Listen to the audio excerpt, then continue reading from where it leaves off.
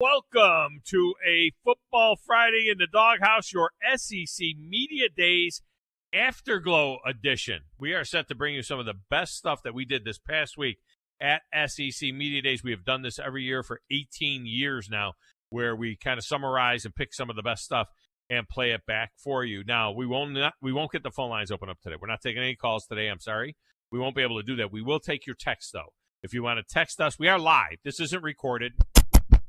We are live, okay? We're talking to you right now live, and but we are going to play a lot of the stuff that we did during the week. So you can text the show throughout the show if you want to contact or if you want to comment on anything that you hear. 732-9TA-SHOW, 732-982-7469. We'll read the good ones on the air for sure. My personal Twitter feed is at Thom Abraham Show. The station's Twitter feed is at 97.7 ESPN. A lot of great information there. You can watch this show on Facebook Live at 97.7 ESPN and on Twitch and our YouTube channel at WZZN TV. That's WZZN TV. Now, give us a follow on Twitch. Like and subscribe on YouTube to get notifications. There's that little bell thing, you know what I mean, on there? Just hit that thing and subscribe. Just hit the subscribe button, okay, on the YouTube. And at WZZN TV. That's WZZN TV is where you'll find us on YouTube. All right. Now, you want to get our app, too. Get the app so that you can find the links to Zone 2 and Zone 3 and Zone 4, all our alternate streaming channels as well for more great programming. Now, we are going to get things rolling here in just a minute, beginning with the Commissioner, Greg Sankey. Next up will be Connor O'Gara from Saturday Down South, followed by Alabama defensive back Jordan Battle. We'll start hour number 2 with Georgia legend Buck Bellew, then Auburn tight end John Samuel Schenker, and then we'll wrap it up with my discussion with Paul Feinbaum. It's all coming up. Now, mixing all of this stuff over there in that little glass room with the slanted ceiling, playing the platters that matter into stacks of wax, living large on a Friday, it's Coach Chris. Who in the blue hell are you? I'm the producer of the show. If I didn't step up, you're nowhere. I put the thing together on a technology. Brilliant! I've got $100 smoking in my billfold. I know I ought to save it, but it's burning a hole. Right through my pocket and into my skin. Come Monday morning, I'll be broke again. It's finally Friday, I'm free again. I got my motor running for a wild weekend. It's finally Friday, I'm out of control. Forget the working blues and let the time roll. Someone call someone because there's a cleanup on aisle 3 as a man is down. It's like taking poison, like rat poison. It's not St. Patty's Day, so that's a different day entirely. Chris, now today, do you take a deep breath? When I got home last night, I said to my wife 2 things. 1, I was so happy to see her. And 2, it's like I was exhausted. I had that feeling of just relief. You know what I mean? Like it was all over with and we got it done. Oh yeah, no, it was great. I'm just glad we've got return of baseball. I don't know what I was supposed to do yesterday. I wish we didn't have it yesterday. I mean, it was just bad. My Yankees got swept by the Houston Astros. I wish we didn't have the return of baseball yesterday. No, I'm excited for it. You guys did a great job this week. I'm sure you guys got a lot of footage. You guys got to talk to some of the best. I mean, it was actually really awesome to be able to hear a lot of the stories. A lot of especially Schenker being a fisherman. I thought it was great that you guys related on that. But no, I'm excited for tonight, man. Ohtani versus Morton, and also the Trash Pandas come back tonight at home. Yeah. So I'm excited. So we got some baseball. They're home all weekend long. That's going to be great. All right. By the way, one of the highlights of the week was, and I've received texts on this. Your producer said that Greg Sankey was like Ricky Bobby. That might have been the highlight of the week. You saying that, you might have to go back and find that clip for me. I know I have that somewhere. You saying that Greg Sankey, he's like Ricky Bobby. I'm like, what the hell are you talking about? Ricky Bobby. So, all right, let's start with Ricky Bobby, and we'll see whether or not Chris was right. Did Greg Sankey make you feel like he was Ricky Bobby? This was Greg Sankey. Believe we had him yesterday. Yeah, yesterday at SEC Media Days. Commissioner, welcome to the show. How are you?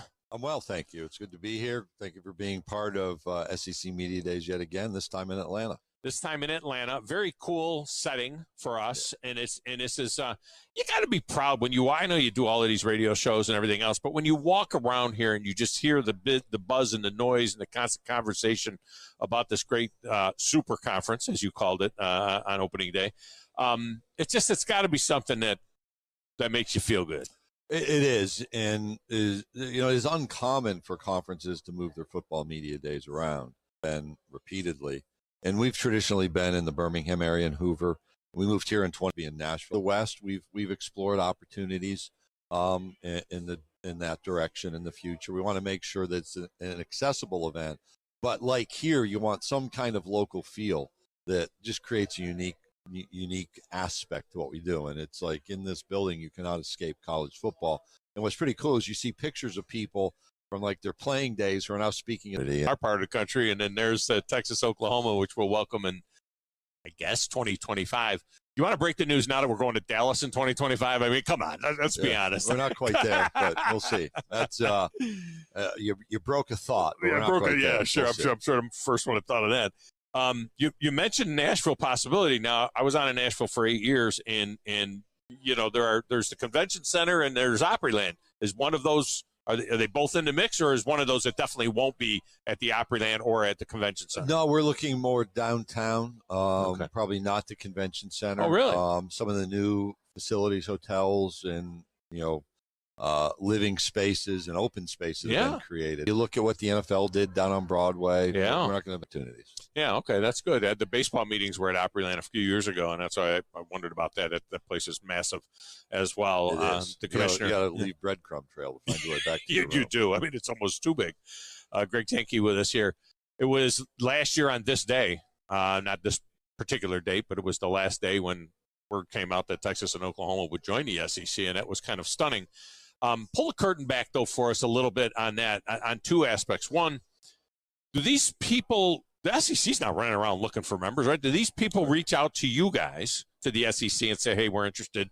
And then the follow-up to that is USC, UCLA. How much communication were you like the rest of us? Were you surprised, or did you know that was coming based on your communication with other commissioners? Well, there's a few elements to that question. One is, specific to Texas and Oklahoma, they really said, look, we're evaluating our future. We've watched how your conference has functioned, how it's made decisions, how you've led, and your commitment to high-level college athletics, and we're interested in finding out if we could be a part of that. And that's really the start. And then it accelerated quickly at media days. I guess so. Yeah. I have had either directly or indirectly, some to our staff, some to our campuses, some to like third parties. Others express interest. We're at 16. We think it's the right 16, so there's not any panic that we just need to move.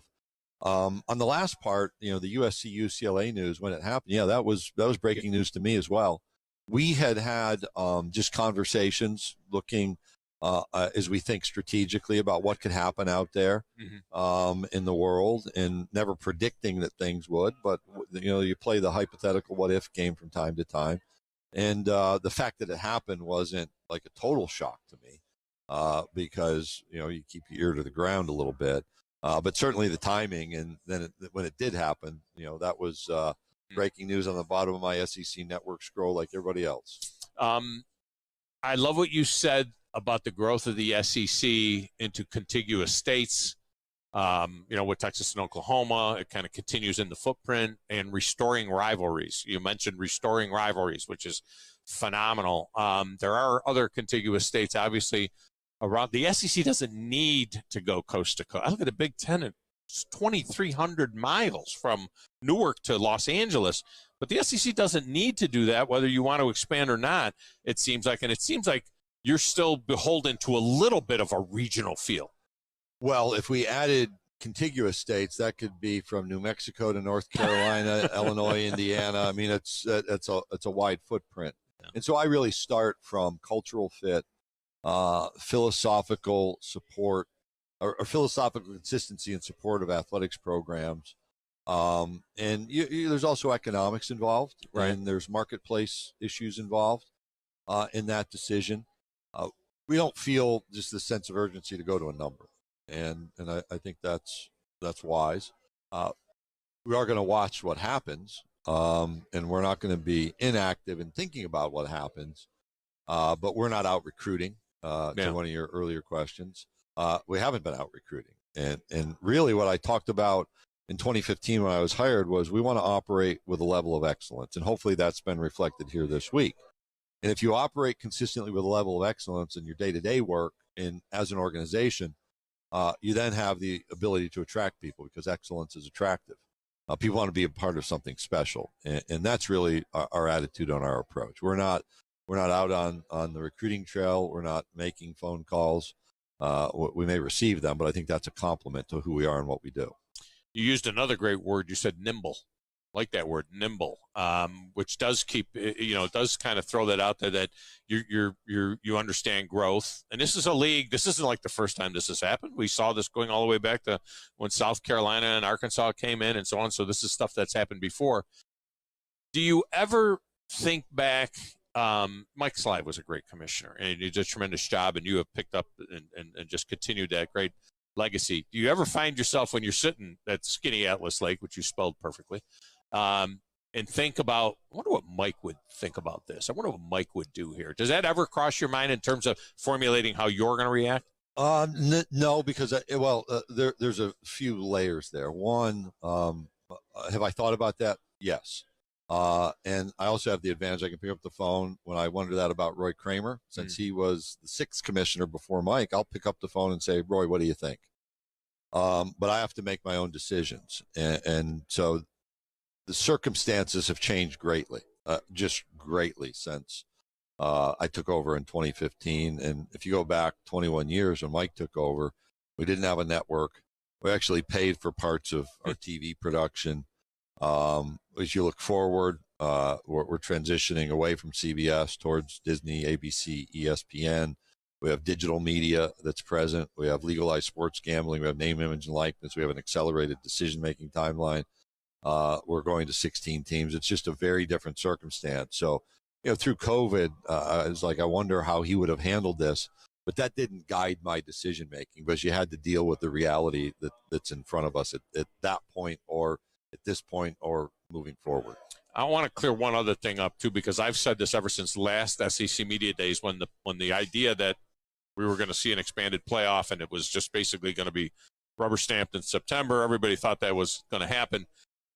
There were so many people, so many national pundits that said things like, Greg Sankey's plan to expand to 12. Gotcha. Greg Sankey wanted to do, and I kept trying to tell people, I'm pretty sure that Greg Sankey said last year, I'm good with 4. I'm getting 1. Sometimes I get 2. I don't need this. You people want this. So we're going to come up with a plan that has inclusion. Am I right or wrong on it? That this isn't like you're running around trying to expand a playoff. You should just replay that loop over and over because I've communicated that consistently to any number of people. And if you look back, and you can go find this in the media because I have a folder full of these articles and quotes where commissioners and presidents and other conferences repeatedly called for expansion of the college football playoff with often as soon as possible included, not waiting until the end of the current contracts, over and over and over. And I should add, athletics directors did as well. But we didn't. That wasn't coming from our league. Right. It wasn't coming from our presidents, nor our athletics directors, nor myself. But as the world around you creates this demand and expectation, and you're sitting out there as the outlier, you also have a responsibility to contribute to the conversation, which I did, unapologetically. And we came to some structure and some compromise that I thought really worked well for a lot of different reasons. And I have colleagues who didn't feel that way. They were relatively new to the role, but they felt, no, we're not going to expand. That's fine. We're now back to square one. And circumstances have changed, views have changed. But I've said, even in the aftermath of expansion, we'll stay at 4. Because with the additions we're making, we're not going to have any less access to the college football playoff. That's reality. We're not going to have less access at 16 if we stay at 4. So we can stay at 4, and we have great bowl lineups, and we'll add to that great bowl lineup in the future. And so I'm pretty comfortable with our reality, and I'll be interested to see how the conversation goes from here forward. guys back in the studio clip that up, and we're going to play that once a week for the next 12 months. Oh, I think you nailed it. Forget my answer. How about a Cortland guy and a Fisher guy, St. John Fisher guy, sitting in Atlanta at the College Football Hall of Fame talking about the greatest conference in the country? Who would have thought that could happen? Yeah, people are wondering about these guys with accents. People don't know where Cortland or Fisher is, but they know. Right. But we know, so that's great. All right, I appreciate you as always. Great to talk to you again. Thanks for being here. That was Greg Sankey, of course, doing such a tremendous job as he always does. All right, we'll get a break in here. When we come back, Conor O'Gara, always very strong from Saturday Down South with some very interesting thoughts. You'll hear that next right here on the Thom Abraham Show. 97.7 ESPN, The Zone.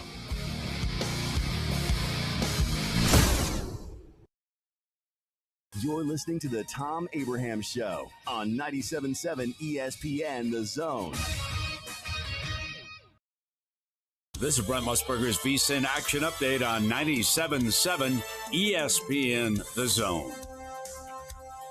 The M&M's Fan Appreciation 400 underway Sunday from Long Pond, Pennsylvania. Kyle Busch, the favorite, at plus 650. Chase Elliott at plus 750. Denny Hamlin and Kyle Larson each at plus 800. Baseball, the Braves back on the field tonight to start the second half of the season after the All-Star break. Atlanta starting a weekend series against the Angels. Charlie Morton starting for the Braves in Game 1. Atlanta minus 155 money line. Angels at plus 130. Shohei Ohtani on the bump for LA 7. The 7 total. Red Hot winning picks at experts.winnersandwiners.com. Save 75% on any best bet package with the promo code ACTION75. That's ACTION75 at experts.winnersandwiners.com.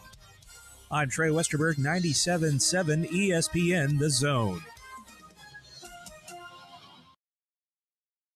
I'm with Thomas here from Talent Heating and Air. Thomas, you guys are a premier North Alabama locally owned heating and air company. We pride ourselves in being deep in the community, helping customers with solutions that they can use to keep their house comfortable. We provide emergency services. You can reach us on our website at talenthvac.com, or you can call us at 256-503-4490. Talent Heating and Air, let them put their talent to work for you. AL cert number 21014.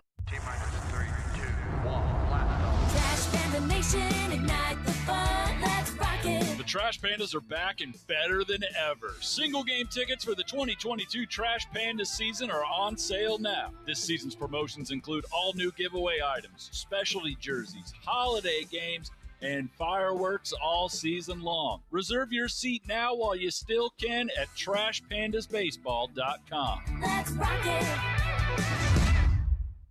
AVIQ. Who is AVIQ? AVIQ is audiovisual the intelligent way, where we put our IQ to work for your AV needs. With more than 100 years combined experience in audio, video, and automation, our team of experts is dedicated to one thing: helping you discover technological solutions that make your home special. Once you experience a game or a movie on one of our state-of-the-art home theater systems, you may never leave the house again. AVIQ can build the entire system for you or provide the quality components if you're a do-it-yourself. But AVIQ is more than just home theater and state-of-the-art sound systems. We offer a variety of control options for home technology. Energy efficiency, heightened security, and improved quality of life are all attainable through the automation of home systems. Intuitive and user-friendly control is our main priority in designing a system that meets your needs. Don't just take our word for it. You need to see it to believe it. Come visit us at our state-of-the-art showroom on University, just east of Jim and Nick's, across from AT&T, or visit aviqhsv.com. Cashback is not available on gas in New Jersey and Wisconsin. Susan, it's so great to finally be able to get together again. Oh, it sure is. And I really appreciate you picking up the bill. I'm happy to. I've got the extra cash. Since we've all been driving so much more again, I've been using Upside, the free app that pays you cash back for every gallon of gas you buy. Wait a minute. Are you saying you actually get paid cash when you buy gas with the Upside app? Yes, I get real cash back just for buying the gas I was going to buy anyway. But is it a hassle to use? No, it's super fast and easy, and I can cash out whenever I want. That's a total no-brainer. I'm downloading the free Upside app now. Download the free Upside app now to earn cash back every time you buy gas. Use promo code PLAY for a $5 bonus on your first tank. You can cash out anytime right to your bank, to PayPal, or an e-gift card for Amazon and other brands. Just download the free Upside app and use promo code PLAY for a $5 bonus on your first tank. That's code PLAY for a $5 bonus. TOC Sports has been there for you. Now, you're probably asking yourself, what does that mean? It means for more than 20 years, Alabama's largest orthopedic group has been there providing coverage and care to more schools and student athletes in the Tennessee Valley than any other group. It means whether you are the star football player, the all-region volleyball ace, or someone who hurt their knee in a weekend pickup basketball game, TOC Sports physicians are proud to have the opportunity to care for all your orthopedic needs. It means for parents, coaches, athletes, desk jockeys, or even weekend warriors, TOC Sports physicians continue to meet and exceed the orthopedic and sports medicine needs of our community. But most importantly, during these challenging times, we're here for you now, and will continue to be here. So as long as there are players on the field, games to be played, and contests to be won, the orthopedic specialists from TOC Sports will be ready to help. We don't know what the future holds, but you can count on the TOC Sports team to stay committed to you, so you can stay in the game. Call 256-539-2728 today and ask to see a TOC Sports physician. Check them out online, also Facebook, Twitter, and Instagram.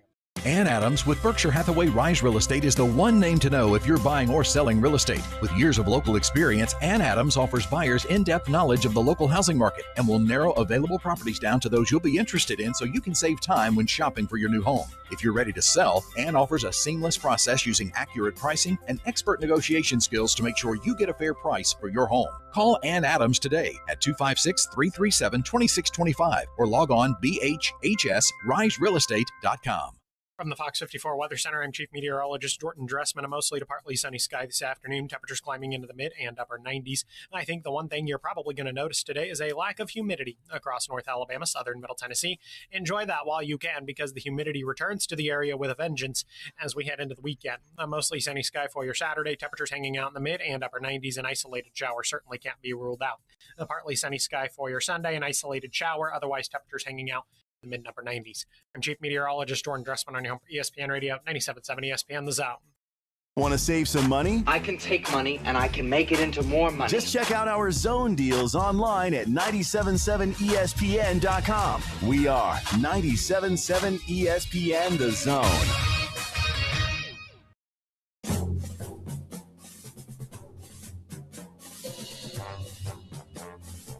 And welcome back to Tom Abraham Show on a Football Friday in the Doghouse. It's our SEC Media Days Afterglow show. This segment brought to you by Valley Equipment Rental, part of the group that made it possible for us to be at SEC Media Days.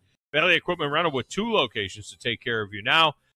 In fact, I will be definitely hitting it this afternoon at Valley Equipment Rental up there at the new location. I got to check it out. I haven't had a chance to. North of Winchester Road. I'm going to go by and see those guys up there. Valley Equipment Rental for all your rental needs to get your jobs done like a pro. A regular guest on the show is Connor O'Gara from Saturday Down South. He does a tremendous job. He's very thoughtful. I think he's one of the best guys, one of the smartest college football guys really in the country. And he sat down earlier this week, and we talked about a number of SEC topics. Connor O'Gara. And we're going to get things going right off of the top with our friend Connor O'Gara from Saturday Down South, who joins me here on set at the College Football Hall of Fame. Connor, welcome in. How are you? Good to be here, man. I feel like talking season is in full swing. I think I've probably gone on record with about like 50 different predictions and things that could come back to bite me. So let's make it 51. Yeah, well, you just, as long as you kind of keep look, this is like doing the basketball brackets. You know what I mean? You get one shot to me. You got to be, and I carry this with me all season long. I pick every single game in the SEC. Same. And I stick to it. I try to stick to it as best as possible. And we'll get to some of those games in a minute. But your take on this being here at the College Football Hall of Fame, it's a different setup than we had 4 years ago when we were over in the hotel. Certainly different than being, at the Galleria in Hoover. But what do you feel? How do you feel about this whole layout from a working standpoint? I like it. I love the College Football Hall of Fame. I've been here a decent amount. We did a live show here before the 2019 SEC Championship. I've been to Hoover a few times, but I'm not one of these media members that's been doing this for like 20 years. Right. So I have a different perspective on it than the SEC purist. But I love it. I love college football history, being surrounded by it everywhere. Like the fact that Radio Row is in the Omni and all separate from everything that's going on here. I love being able to be in the main media area and hear a thunderstorm as it's raining down, and then hearing Nick Saban address the masses, and all of a sudden having the rain stop. That was unbelievable. Was that the most unbelievable? I mean, it stopped. It stopped, and as he took the podium, it stopped, and then right as he was making answering his last question, it started again. I mean, it was an amazing moment. Is Nick Saban God? People are asking. Joey Blackwell from one of the other sites from Bama Central, I had made a mention to the rain stopping. He said it wasn't rain; it was a drum roll. So maybe that's what it was. A drum roll. That was a good line by him. I like that. I wish I had worked that into my column. I mentioned how Bob Holt, of course, first question was basically asked Nick Saban if he had the power to stop the rain. If he stopped the rain. That was the most appropriate thing ever. It's so unbelievably loud to hear that too, and to hear it going. But yeah, I love talking season. I love that we get to see all of these coaches out here, and the fact that we get to talk about actual football instead of an off season in which it felt like, man, football was just on the back burner. My guy Peter Burns brought up a really good point of it felt like going into media days, this is the least we've talked about actual football. And this is the SEC, last I checked. Right. And there are plenty of actual football storylines to talk about. Yeah, there are. The thing is that college football was dominated in the last month now by the news, of course, about USC and UCLA. And then that leads to what will the SEC do to respond. I thought that the comment that was made, I always find it interesting to look at the national websites and see what they cherry pick from the comments that are made at that podium. I always think that's very interesting. Saw what they said about what Lane Kiffin said and what they said about what Greg Sankey said, that they were fine with 16. He did say that, but he also did make that little comment about being nimble. Yes. That was something. That word means a lot. When he said, we'll observe and we'll be nimble. Nimble means something. If we found out this afternoon that the ACC is able to get out of the grant of rights contract, which locks them in through 2036, you bet your sweet behind that Greg Sankey would be nimble in a hurry. There's no doubt about it. He would be all over the phone lines, talking to Florida State, talking to Miami, talking to Clemson, talking to UNC, talking to Wake Forest. No, I'm kidding, not Wake Forest. Probably like Virginia Tech. Duke, UNC. Duke, I don't know. I don't know about Think Duke. about the basketball conference. I know. Kentucky, Duke, UNC. Football moves the needle with all of these. That's true. Always moves the needle. But I do think there is some appeal in UNC as well from a football standpoint, and just being able to be in that state. And I think that's something that they take pride in. But I think that realignment at the Power 5 level right now is going to take a little bit of a break. I don't think we're going to get to 20 before the start of the season or something like that, or where 20 is expected, unless, of course, we get a development with the grant of rights deal. But that's why Greg Sankey can come out and say, yeah, we're staying at 16. It doesn't necessarily make sense for Washington and Oregon to all of a sudden come to the SEC. He doesn't need to react. Greg Sankey talked about no panic, right? No panic. That's the biggest thing that right. I thought he drove home from that message. The other part about it, there is the nuclear option. I mean, the one thing that was surprising to me was the fact that in that grant of media rights deal that the ACC has, there is a codicil that says that if there's 8 teams that lead the league, it goes away. That's when the grant of rights deal goes away. And you think about it, and if you do think, well, if they went all out raid and it's Miami and Florida State and Clemson and UNC and Duke and Louisville because of the Kentucky connection, maybe Virginia Tech, UT and Virginia Tech would be a fun hillbilly rivalry. Yeah, you start thinking about that, and could it be a 24-team SEC, which looks like, 2 12-team conferences. One of the coaches said, I don't know what a conference is anymore. I think it was Leach. What's a conference and what's divisions and anything else? There's a balance. You don't need to add just to add. You don't want to saturate your conference. You don't want to necessarily go strictly for numbers. And I think there is a calculated move that awaits the SEC probably, because I do think the SEC will eventually get to 20. I think that will happen. But in the meantime, I think they're going to be at 16. I don't necessarily think that they're waiting on these, the Washingtons and the Oregons to call them up and say, we want to join the SEC. I think they make a little bit more sense for the Big Ten. Not that geography is a thing anymore. Geography is dead. Rest in peace, that and the Alliance.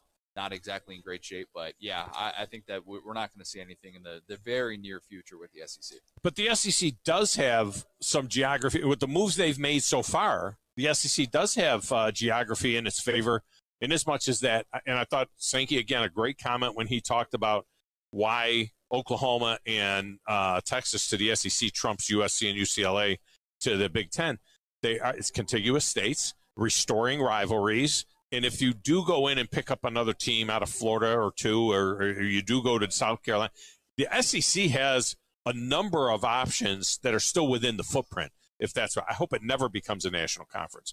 It's the Southeastern Conference, but at least it does have those options within its footprint. Isn't it crazy, though, how regional this sport is? I mean, it is truly regional in a way. We want our rivalries to be regional. There are no true national rivalries in college football in terms of like, hey, Notre Dame, USC. Maybe Notre that's Dame, it. Name a Notre Dame USC game outside of the Bush Push that was relevant in the 21st century. Oh, in the 21st century, You yeah. can't. I was going to go back to Anthony Davis, with the kickoff return and all of that. But yeah, you're right. That was Exactly. That'd 70s, be my 80s. point. Yeah. Nobody really thinks of it in that sort of way, which is crazy because in pro sports, obviously there are national rivalries galore, and college football is becoming a pro sport. I mean, that's the conclusion that I think everybody has kind of come to. You've heard coaches address that this week. It is becoming more and more national, and I don't necessarily think that's the worst thing. If we get USC becoming a rivalry forming this rivalry with Ohio State, I think that's good. Not all rivalries need to be regional in order to be good. Right. Connor O'Gara with us Saturday Down South does a tremendous job there. You asked the best question of Sam Pittman because you asked about the hog deal and the sculpture. I then went and looked it up right after you asked the question. It's It incredible. is spectacular. It's unbelievable. He has a slobbering hog on his property, which was, I didn't realize that was replacing a marlin statue, which was damaged and on a lake. Why a marlin on a lake? You know what I mean? It wasn't. It's not like he's on the ocean. I mean, there's not too many marlins in the lakes in the South. Weird move, but to replace it with a hog statue, and it was some sort of insurance deal, and he just rolled with it, and that's who Sam Pittman is. He is the boss hog. The fact that he has a hog statue boss hog on his property is it's the most fitting thing you could ever think of. The fact that we got like a 2-minute explanation, that was well beyond my expectations. Yeah. That was everything I could have hoped for and more. I like him. Every time I hear him, I like him more and more. You know what I mean? And He's Rudy, America's coach. He really is. And he's just, he's my age. So for me, when I listen to that guy, I go back to my coaching days and listening to offensive line coaches speak and things like that. That is a quintessential coach's coach. A lot of the coaches we've got now, including Nick Saban, are very kind of corporate. They're heads of major corporation type guys. That dude, Sam Pittman, that's a football coach right there. He's the head coach of Arkansas. That's a football coach. And I love listening to him, and I'm pulling for him. If you don't like Sam Pittman, I don't like you. That's what I've come to. And you know what? I say that as somebody who was totally skeptical of him as a hire. I said to myself, man, who in the world is going to want this Arkansas job when he was taking it at the end of the 2019 season? We thought Chad Morris left that program in shambles. Yeah. And then all Sam Pittman does is come in and completely change the culture. He is the most likable coach in America. There is no doubt in my mind. Even the guys who are, in my opinion, are likable. I like Shane Beamer. I like Eli Drinkwitz. They're not for everybody. They're not. They would probably tell that to you. And Sam Pittman has a way. Sam Pittman to college football is almost like Luke Combs. Yeah. Luke Combs is the most relatable person in country music, right? He has all of these hits wherein he doesn't feel like a Luke Bryan or somebody, or, Thomas Rhett trying to get into the pop lane or something like that. Luke Combs knows who he is. He is authentically himself. He's not trying to be somebody else. That's Sam Pittman. Yeah. Sam Pittman is the most down-to-earth coach that there is. He'll give you a straight answer every single time. You never feel like he's trying to sell you on something. He just is Sam, and that to me is why so many people love him and why so many people are rooting for him. And I went back as I was trying to predict what they will do this year. I went back and again I looked at the 2021, and I was like, yeah, they did hammer Texas. I remember that. Oh, wait a minute, they beat Texas A&M. Wait, they won that game, against LSU as well, and you start. It just doesn't kind of register because they went several years, 2-3 years without winning a game in the SEC, and you see that they did some serious damage and really should have won that Ole Miss game, that 52-51 deal that we saw there. When I look at them this year, Arkansas this year, I'm gonna give them the benefit of the split with the Cincinnati and BYU. Those are. I think they beat Cincinnati. I think going to Utah and beating BYU could be tough. I gave them the benefit of the split though there with those two games. I think they lose to Texas A&M this time at Jerry's World. I think they lose to Alabama, and I'm going to say they're going to get. I'm going to call it an upset that Auburn's going to beat them at Auburn. I have them 8-4. I have made. No, I got to have an upset in here somewhere. The chalk is that they beat Auburn, and they should. But it's at Auburn. I'm going to say somewhere along the line they're going to get dumped there in a game. But still, I have them at 8-4, coming off a 9-win season last year with the bowl game.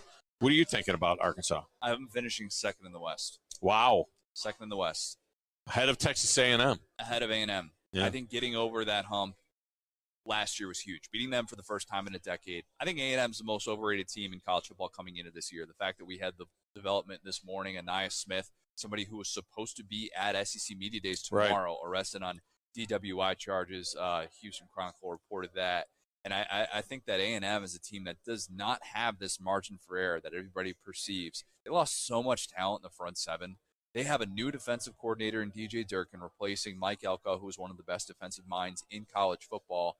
And we don't know that they're going to be better on offense. We don't know that Haynes King is going to all of a sudden rectify these issues that they had last year with Zach Calzada, who was good for one game and was the 13th quarterback in the SEC otherwise. And to me, I look at A&M and I think, man, they still have so many questions. And I look at Arkansas and I say, okay, I love KJ Jefferson. I think he's the number 3 quarterback in the SEC coming into this year. I love their running game. It's going to be probably the best in the SEC or maybe number 2 in the SEC, just as it was last year when they were the best in Power 5. And I think that defense should be better. I love the fact that Jalen Catalon, Bumper Pool, these guys return. They add Drew Sanders, a huge area of need for that team to be able to rush the passer. He's going to be able to kind of check that box for them. And they believe in Sam Pittman. And they're one of 8 Power 5 teams that is returning their both coordinators for the 3rd consecutive year. Continuity matters. Arkansas finally has continuity, and I think they're in position to be like that, potentially like 9-3 team this year. So you're thinking 6-2 in the league is good for second in the West, somewhere around there? 5-3 could be. 5-3 could be. 5-3 could be with how crazy the West is. We're going to see a lot of 5-3, 4-4, 3-5. Yeah, I agree. I agree with you there because I also have Florida at 8-4. I have Kentucky at 8-4. Oh. You know, those are I have Florida at 8-4. Why are you sold on Florida? I don't think that's really that sold on them. I think that the key to 8-4 to me is beating Utah, and it's at home. You know, Utah going into Gainesville. I think if they beat Utah in that opener, I think if they lose, if they were to drop that game, I think they're a 7-5 type team. But when I look at the rest of the schedule, I look at the rest of the non-conference schedule. I actually have Florida State upsetting them in Tallahassee, if that would be an upset for them to drop to 8-4. I have them losing to A&M. I have them losing to Georgia. I have them losing the game at Tennessee. So I don't know how high I am on them versus how weak their non-conference schedule is. They lose to Utah, they're 7-5. The single most baffling spread that I've seen so far. They do have a pretty good quarterback. Whether he wants to call himself AR-15 or not, they got a pretty good quarterback. Anthony Richardson has 2 games in which he's attempted double-digit pass attempts. We need pretty to pump good. the brakes. Yeah. We need to pump the brakes on Anthony Richardson. Yeah. He still makes high school level mistakes throwing the football. I'm still worried about that for him. And I don't think their defense is going to be very good at all. I think their defense has a very tall task ahead. I think that last year it was telling to watch Ventrell Miller get injured, and then all of a sudden they're like, oh, we don't have a middle linebacker. Pretty important position last I checked. I think their defense is going to struggle. I have Utah going to the college football playoff. So I don't think Utah's losing that game week 1. That spread is like Florida -1. Yeah. Like Florida's somehow favored in that game just because Utah is coming across the country. People are going to see Cameron Rising in that game, and they're going to say, this dude is for real. This dude is a Heisman candidate. They're going to realize that Utah returns basically everybody outside of Devin Lloyd, who was their stud linebacker. That is a great football team that Kyle Whittingham is returning, and I'm a believer in them. So I guess that's not really to do with Florida, but I just think Florida year 1, it's going to be tough with Billy Napier. Just back to A&M for a moment. That A&M Miami game is kind of fascinating. You know, you look at, I don't know what Mario Cristobal is going to do down there. He's got Kevin Steele as his defensive coordinator. It seems like they're building something there. I think there is talent. There always seems to be talent there. I don't know why none of these guys have been able to get it to work. But that A&M Miami game is going to go a long ways towards determining what kind of team A&M is, because you could very easily see them 8-4 again. And I'm wondering what that means for Jimbo Fisher. I mean, what would 8-4, another 8-4 mean for Jimbo? It would mean he still has $86 million left on his contract and he's not getting fired. That's what that would mean.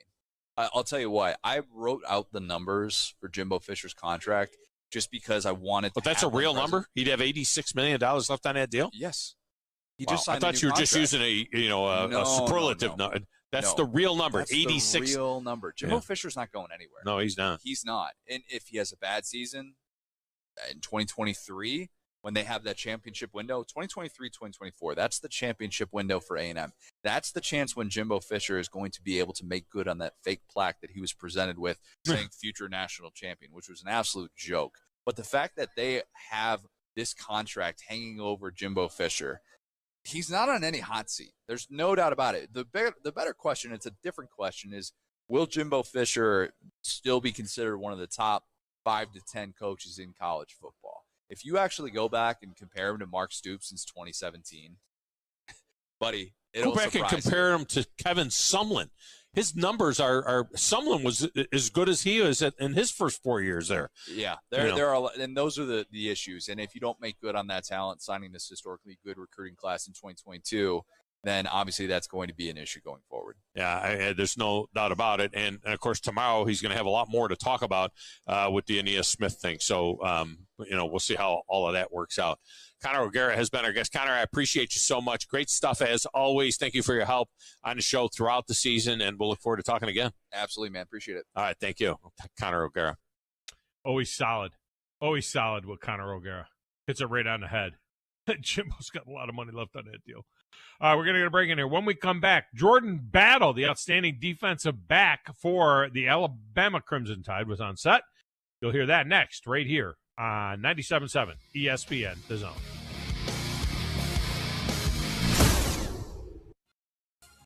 You're listening to the Thom Abraham Show on 97.7 ESPN, The Zone.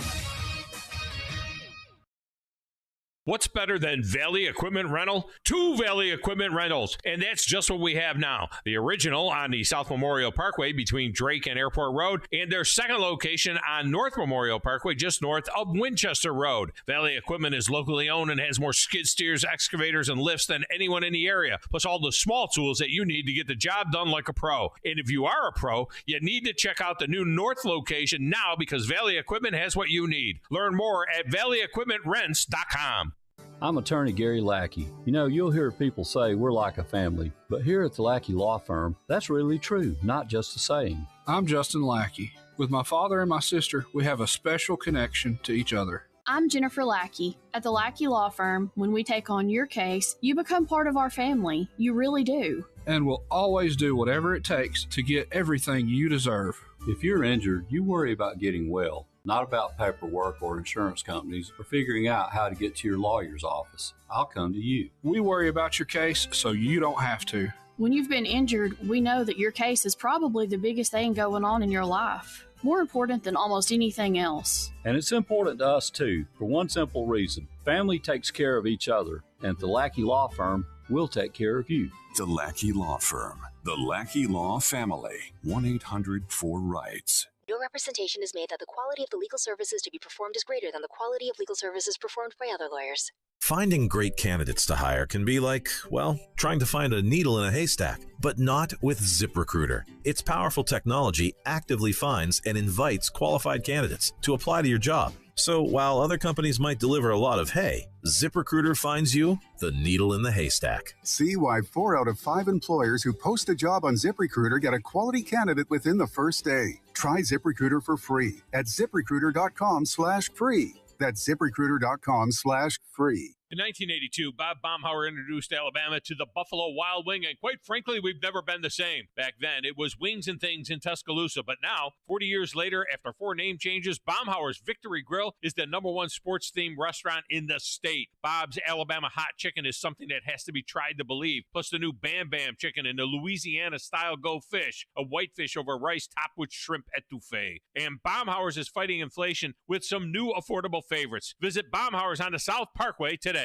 This time of year, it's hot, but with Brooks & Collier, you can be outside and comfortable. That's why Brooks & Collier has deep discounts on a large selection of patio umbrellas, furniture, and grills. With these patio umbrellas, you're sure to have a nice, shaded spot to relax. Lucy knows the best spot is a shaded spot. So if you're looking to spruce up your backyard and make it more comfortable, visit North Alabama's indoor and outdoor living headquarters for over 75 years. 813 Meridian Street and at brooksandcollier.com. Are you in the market for a recreational vehicle? Do you want to get out and see more of this beautiful country? Well, imagine hearing the laughter of your little ones enjoying gooey s'mores by a cozy campfire and making lasting memories with your friends and family from the comfort of a new camper. We can make your dreams come true at Hall's RV. With over 15 years in the camping business, we know how to get our customers into the perfect camper. We have several models and floor plans here for you to choose from, both new and used. We're family owned and operated with fantastic deals and great service.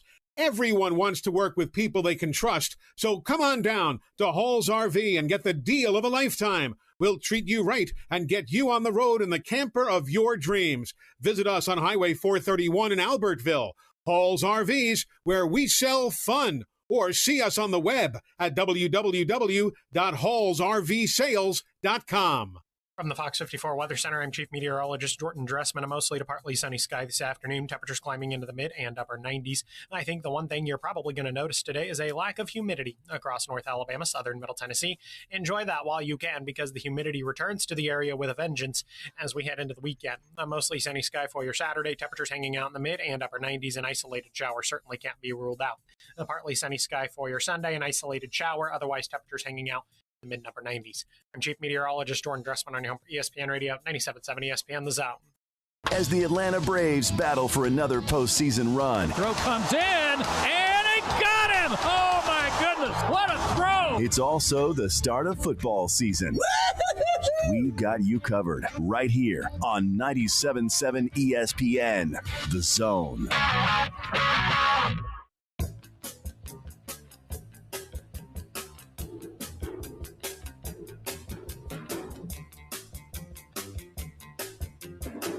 This segment of the Thom Abraham Show is brought to you by TOC, another great company making it possible for us to be on location at SEC Media Days all week long. TOC Sports is there for all your injury needs. They can take care of anything orthopedic for you. It is TOC. Jordan Battle made the preseason first-team defense for the SEC, according to the media. Henry To'oTo'o, Will Anderson, also on that list from Alabama, and Eli Ricks, all making it for Alabama. Jordan Battle joined us on set and had an interesting conversation with him. Take a listen. Now by the Natalie-clad Jordan Battle, which, really comes to the table with some pretty good game here. How are you, young man? I'm great, man. How are you? I am fantastic. Are you enjoying going through the car wash? Is this cool or what? Yeah, I'm enjoying this. It's been a great experience. Some funny questions. Yeah, there always are funny questions. This one you may or may not have been asked about, and I just learned about this, so I'm going to ask you. You can refrain or you can answer. I think you can come with a straight answer because you can't get guys in trouble anymore, right? And nowadays we can't get guys in trouble. I hear Will Anderson has a Porsche. Is that true? Does Will have a Porsche? I think he has a Porsche. Does he? I think he has a Porsche. I think he just told Marty and McGee that he has a Porsche. Got to be some pretty good whips running around down there at the football facility, I would think. Yeah, of course. Yeah. All right, so let's talk about when you get yourself, the way the season ended last year. You guys had a stunning win against Georgia in the SEC championship game. You're living that high. Then you turn around and boom, you got to play them again a month later in a national championship game. What was that like, that turnaround, knowing that that was a monumental thing what you did in Atlanta, and now you got to do it again? Yeah, it was a great experience for us, but I feel like we got a little too comfortable, a little too complacent. 10 minutes left in the game, we were up. We let it get out of our hands. I feel like the main thing we needed to do is to refocus that team, but I feel like we didn't do that as much as we should have. And as a leadership group, that's what we're going to try to do this year. Try to refocus the thing on the end goal, the national championship. Try to bring together everybody, make sure everybody's bought in, and create that brotherhood that we need. Did it take a minute last year get that, to identify those leaders and get that thing rolling, because you got Bryce as a sophomore, he was starting for his first. You got Will Anderson was a sophomore. You guys were young, and it seemed like you'd lost some stud leaders from the year before. It felt like it took a minute for somebody to be identified or guys to kind of take that role. Yeah, for sure. It took a minute. We needed guys to step in that role, and it took a minute. But towards the end of the middle of the season, mid season, you could see it. Yeah, we had those guys that could do it. But I think by that time it was a little too late. Especially from the year before, where we had guys like Landon Dickerson, we had guys like Devontae Smith, guys like Pastor Tane who can do it. And I feel like we just had to come around as a team, and just be able to be vocalized leaders. And I feel like that's the main thing we're doing this year. We're being more vocal, and the summers are going well. The younger guys came in, and they're doing well as well. Now you bring in a couple of more guys from the transfer portal, some studs on both sides of the ball. You guys got Eli Ricks in your room. They got some guys on offense that look good. The receiver looks good. The running back looks good. How do you get those guys up to speed as quickly as possible in terms of buying into the Alabama way? They think they know the Alabama way, but they don't really know Bama built until they're there. How do you get those guys up to speed? Yeah, those guys are doing very well. Jermaine Burton's doing well. Tyler Harrell is doing well as well. Jameer Gibbs, Eli Ricks, they're all bought in. Eli's learning the playbook. He's getting acclimated very quickly. He's going out there. He's performing well in 7-on-7, and he's doing good in summer workouts.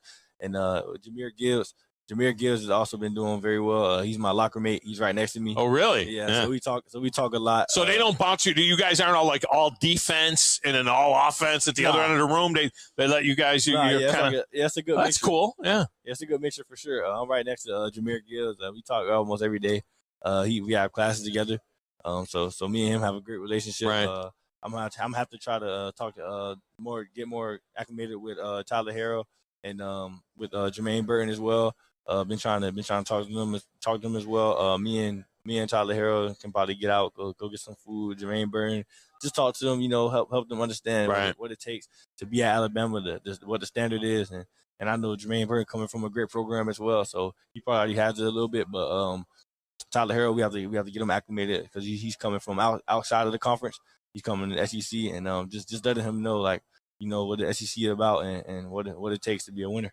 I'll tell you what, Jordan Battle, sitting down with us for a couple of moments here, man, you got it going on. You got it going together. That's a good job by you, so you got coached up pretty well on this, and you brought it home. So I appreciate you joining us for unfinished business, right? Unfinished business this year. Business. All right, man. Appreciate you. All right, appreciate you. All right, thank you. That was Jordan Battle, one of the Alabama players making the All-American or the All-SEC preseason team, and a nice young man, a good young man. Willie Anderson was on the drive on Talking Ball as well, and I think you heard that this morning, with what he did, and that was really, really cool. The entire preseason team is out right now, and this is the way it went. Offensively, Bryce Young is the first team All-SEC quarterback. Tanks Bigsby and Jameer Gibbs are the running backs. Gashawn Butte is the one wide receiver. Jermaine Burton from Alabama, the other wide receiver. Brock Bowers from Georgia, tight end. Emil Ekiyor is one of the starting offensive linemen on this team. First team offensive lineman. Warren McClendon, Osiris Torrance from Florida, Nick Broker from Ole Miss, and Ricky Stromberg from Arkansas round out that team. Second team quarterback, this is a surprise for me, Hendon Hooker. Ahead of Will Levis. I would have gone Will Levis. I did go Will Levis 2 and then Hendon Hooker 3. That's a little bit of a surprise to me. I would have gone with Levis. Levis. Although, did you see Levis puts mayonnaise in his coffee? Did you see that story? Absolutely disgusting. It's gross. It's absolutely disgusting. Like, are you kidding me? Mayonnaise. Stop that. Like, that aliens do that. I mean, nobody on Earth does that. That's disgusting. I guess D1 athletes do that. I don't know. But Cameron Latu was weird. The second team tight end. Javion Cohen was on the second team as well in the offensive line. Tyler Steen, third team offensive line. Kendall Randolph from the Valley, third team offensive line as well. We told you about Will Anderson, Henry To'oTo'o, Jordan Battle, Eli Ricks, all first-teamers on the defense. Derek Hall, a first-teamer on the defense as well, out of Auburn. When we come back, Buck Bellew. We had a great conversation with Buck next, right here on 97.7 ESPN The Zone. I'm here with Stan McDonald of the Stanton Law Firm. Stan, I guess you are the Stanton in the law firm. Yes, Wes, that's me, and we started the Stanton Law Firm so that myself and 4 other attorneys with me can help clients litigate, negotiate, and creatively solve legal and real estate problems. Now, Stan, you grew up on a family farm in this area and have made a name closing on houses and land with your closing company, Jacob Title. I grew up on a farm which used to be in the country. That, plus having closed on so many homes and farms, one of my colleagues started referring to me as a classic dirt lawyer.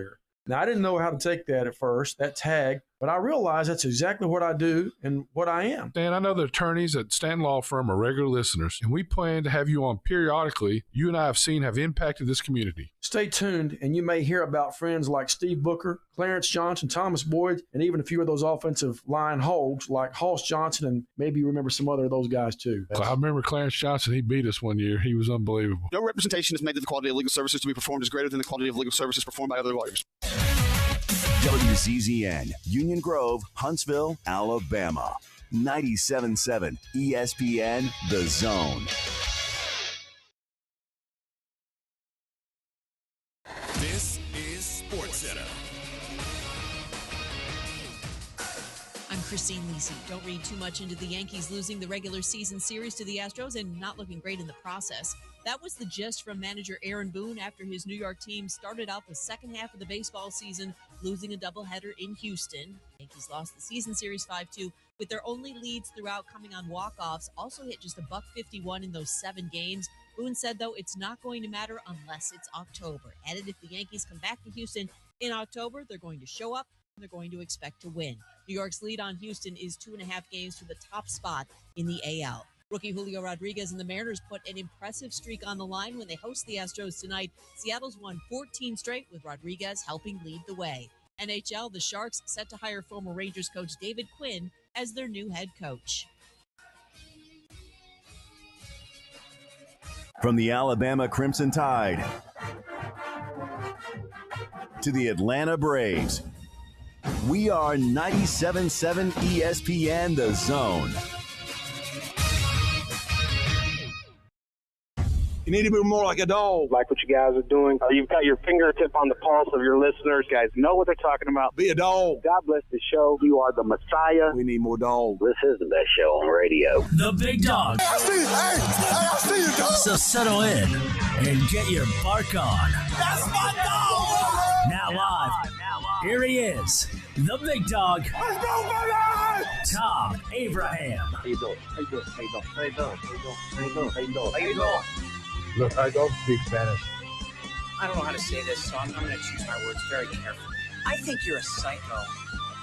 Do you know who I am? I mean, that guy sounds like Dale McPherson farting into Miles Davis' trumpet. I guess I'm on here. Am I on? Can somebody respond? Get off my lawn. I have to drag my Yankee ass out of here.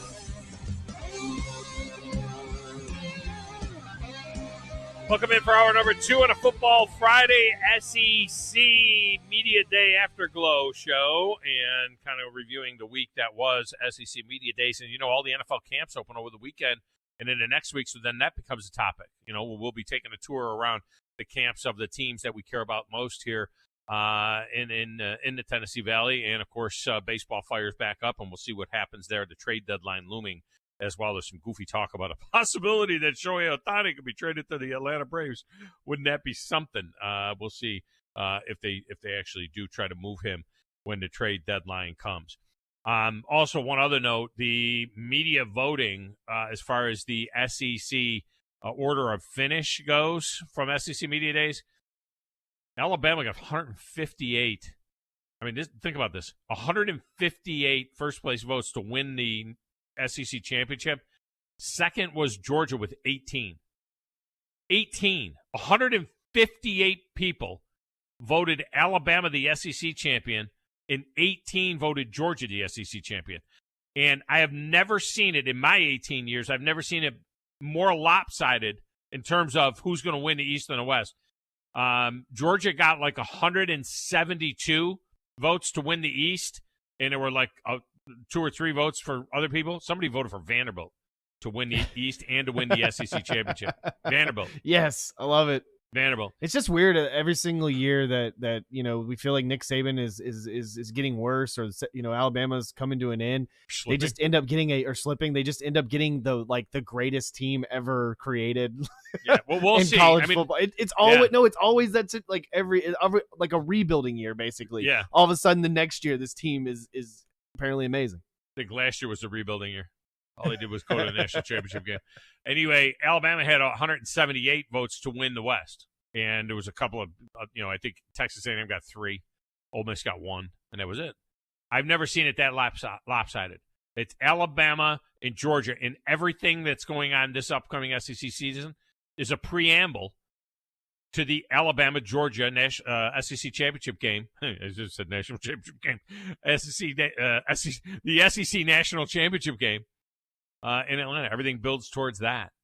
And speaking of Atlanta, in Georgia, Buck Bellew, legendary quarterback from the Georgia Bulldogs.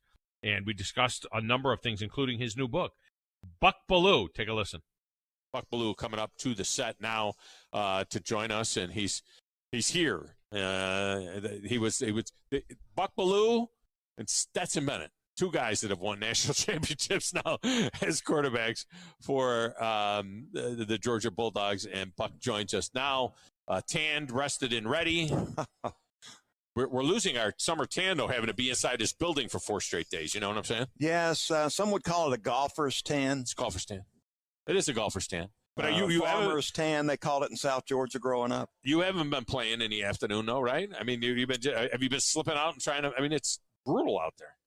Well, we've got this the tour, the charity golf tour set up every year. Yeah. We've got probably 6 or 8 different events we're trying to get to. So, yeah, I mean, this time of the year, getting to play a little more golf than normal. We just talked with Gary Stokan, by the way, and I don't know if you had a chance to talk to him yet in the last day or two, but he just got back from the Wimbledon and St. Andrews. Ooh. He was in the grandstand when Tiger came up 18 and Rory was going down 1. He was in the grandstand at the end when Cameron Smith was winning the Open Championship.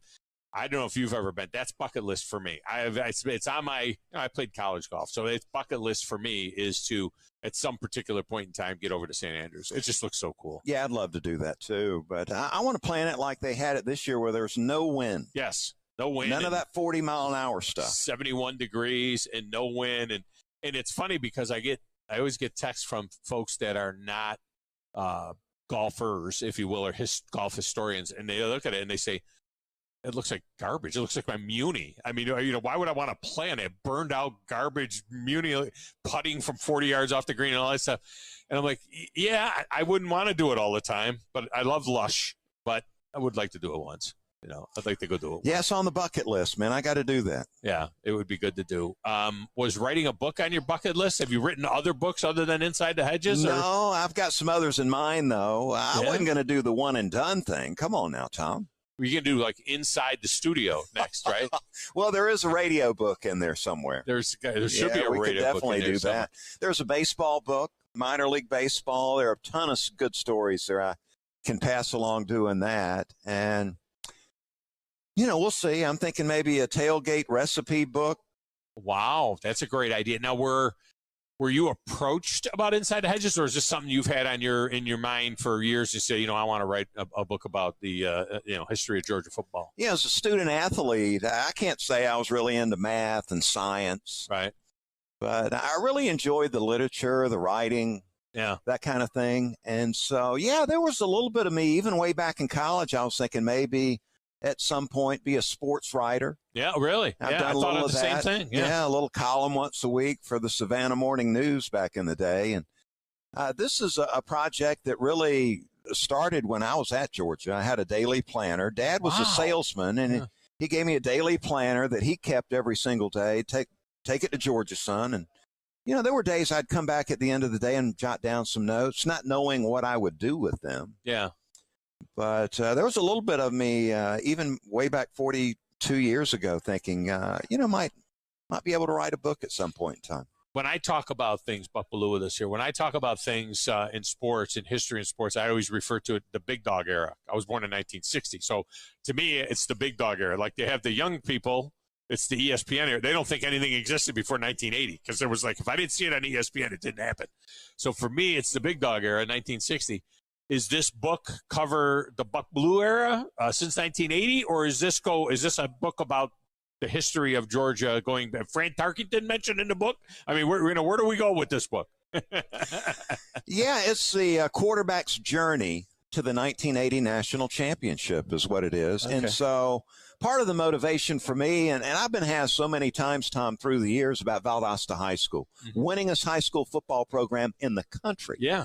And so people, at least here in the state of Georgia, thousands of people have asked me, hey, what were they doing down there? How'd they win all these football games? So I felt inclined to dive into that. And the early part of the book is, my time in Valdosta, playing for the Valdosta High Wildcats, and what the secret to success was, a little glimpse behind the curtain. And then, there was the build up to the 1980 season. In 78, I was the backup quarterback, didn't get to play a lot, got to play a little bit. And then in the season-ending game against Georgia Tech, we're down 20-0. And Coach Dooley walks over and he says, Belue, get in there. Let's see what you can do. And I'm thinking, wow, he doesn't think I'm going to do very much. Yeah. And then I thought, where's my helmet? I hadn't put that thing on in 3-4 weeks on a Saturday. So I was like, where's the helmet? Got to find the helmet. We come back and win the game. And that was probably the biggest moment for me, showing the teammates, the coaching staff, and the fan base, hey, this Belue kid, he can help us win. Right. And so that was a big deal for me, and I write about that. Sophomore year was a quarterback competition with Jeff Pyburn, and his dad was on the coaching staff as the linebacker coach. Wow. And so I knew this coming in recruiting, and, dealt with it the first 2 years on campus. So there was a competition to win the job that I had to go through, and I write about that, some of the challenges. And look, during the course of leading in to the 80 season and through the 80 season, I'm also putting some life lessons in there, things I learned that I'm hoping to pass along to some of the younger quarterbacks out there. Is there anything, does it extend beyond the championship season and then the rest of it, or is that the end of the book there? Is there? Yeah, we beat Notre Dame in the Sugar Bowl to win the national championship. Right. And it must have been 25 years later. I bump into this gentleman who was telling me how he was working as an undercover officer protecting the President of the United States, right, who was at the game that day, Jimmy Carter. Yeah. And he was when the game ended, I guess President Carter had left, and so his responsibilities were up, and he was leaving the Superdome and saw this gentleman leaning outside the Superdome, leaning up against the stadium, and was shedding some tears. Yeah. And he felt inclined to go over and ask this gentleman if he was okay.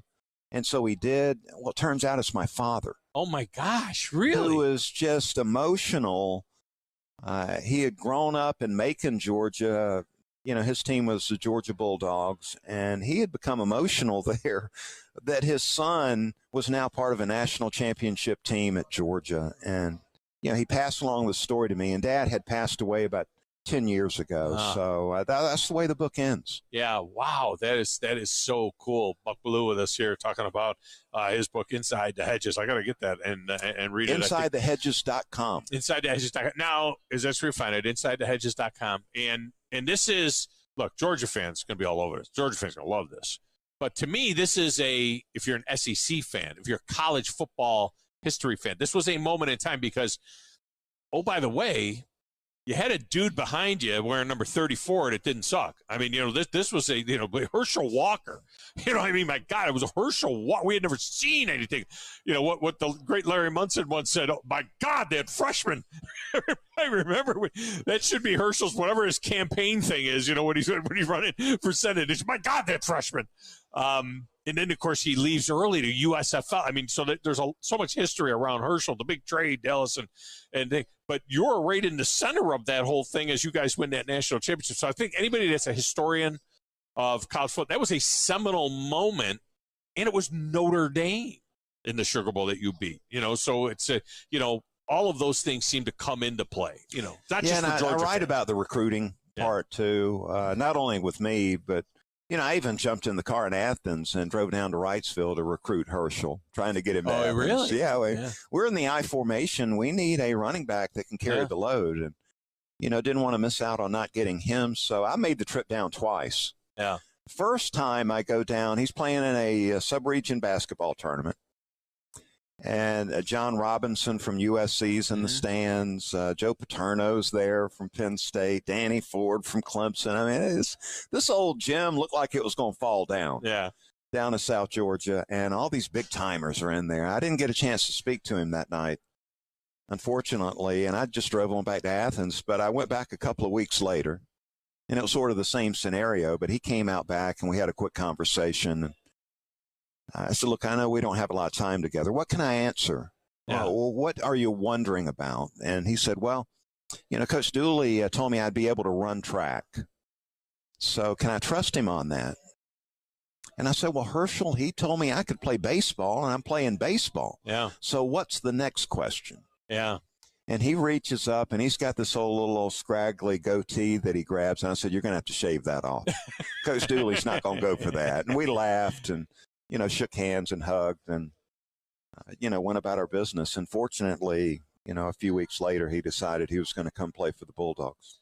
And then, of course, the cocktail party that year was amazing as well, hitting Lindsey Scott on the dead run and run, Lindsey, run. That was such a deal. In your mind, because now you're writing something from, back then. And I think about stuff from the early 80s and then my coaching career, which ended in 97. And I get stuff wrong now. And I'm like, wow, I thought we played that game on this day, or I thought that was on the road or whatever. So for you to go back, how much research did you have to do researching yourself, looking at Buck Bellew on the internet and researching yourself to go back and find out exactly what the scores of some of those games were and, some of that kind of stuff? Well, I was able to, Mom kept a scrapbook, which came in handy. Yeah. And also they provided us with the 22 film of each of the games in 1980. So we had a DVD of each of the games in 1980. And I went back and watched every one of those games and took some notes off that, which really helped. And, the one thing, though, that really stood out was, look, the national championship game against Notre Dame. I complete one pass in the game. No. One pass. Don't tell people that. And I was so... Why are you telling the people that? Man, you had one completion in that game? I was so embarrassed with that I had... Jay Barker thinks that's bad from the 92 championship. I had never seen the replay of the Notre Dame game. But to do the book, I had to go back and watch it. Yeah. And so I was a little tentative doing that, But it's I tell a hell you, of a pass, though, wasn't it? It was a real blessing to have done that, because what I saw was Notre Dame had the number one defense in college football that year. Yeah. And so they did a great job against us, we were pretty vanilla on offense, right? But I went back and saw that I had no reason to be embarrassed, ashamed.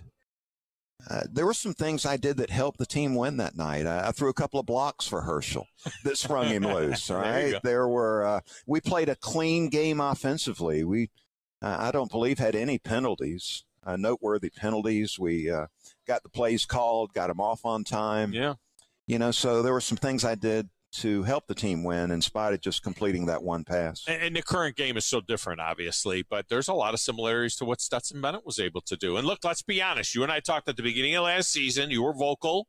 You said this team to win has to have JT Daniels in there. We were all wrong. We all felt that way, that this kid couldn't necessarily win them all, and it looked a little sketchy after the SEC championship game. We thought just JT Daniels have to play in a national championship game for them to win.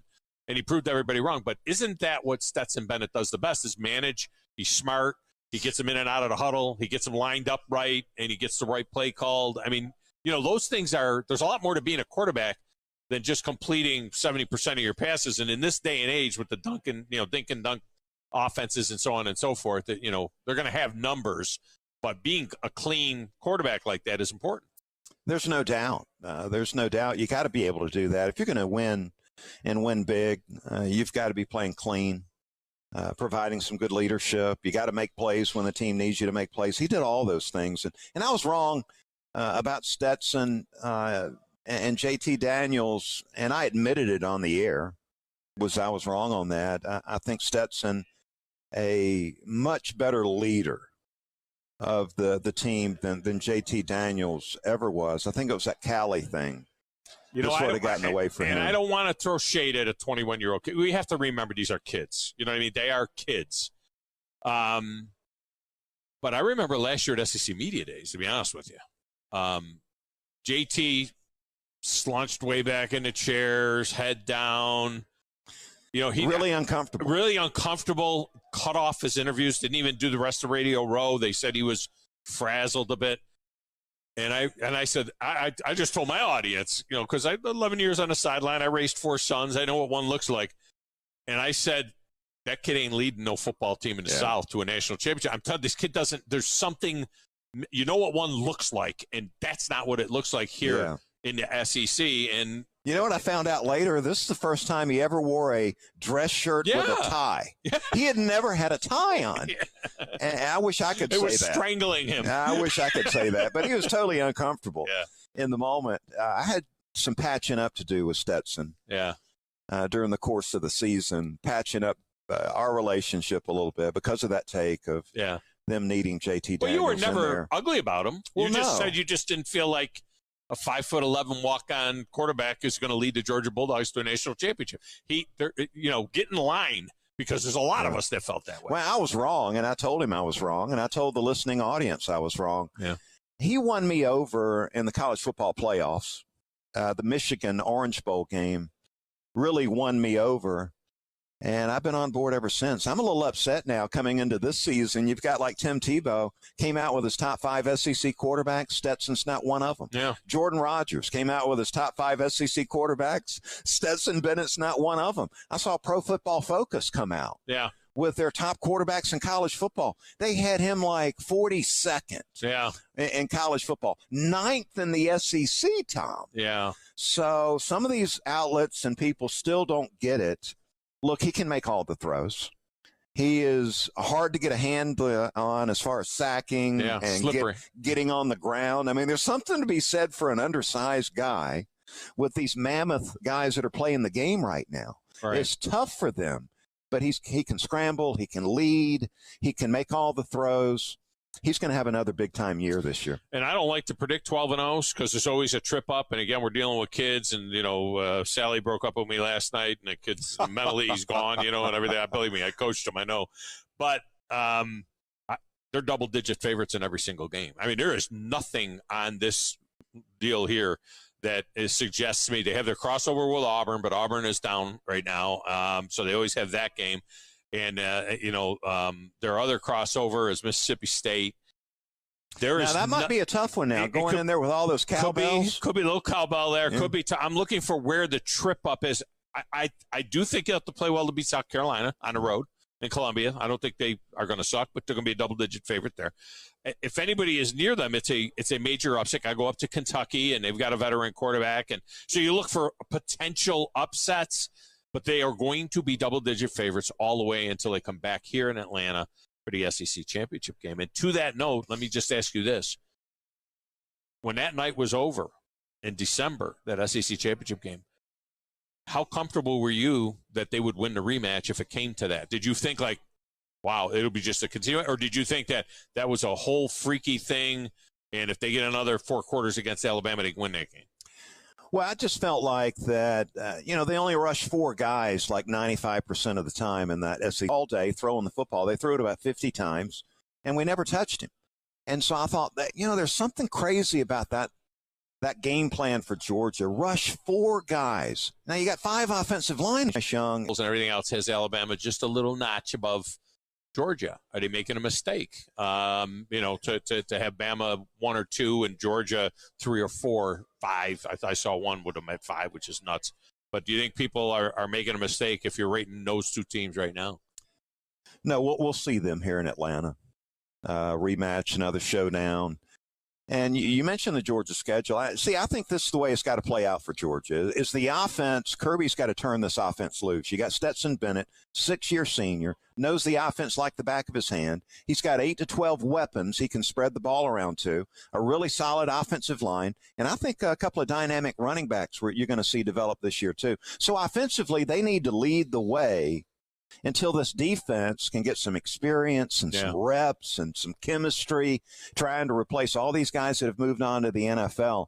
And that's the way I see it. If Georgia can lead with the offense, they can score 40-plus a game. They almost did it a year ago.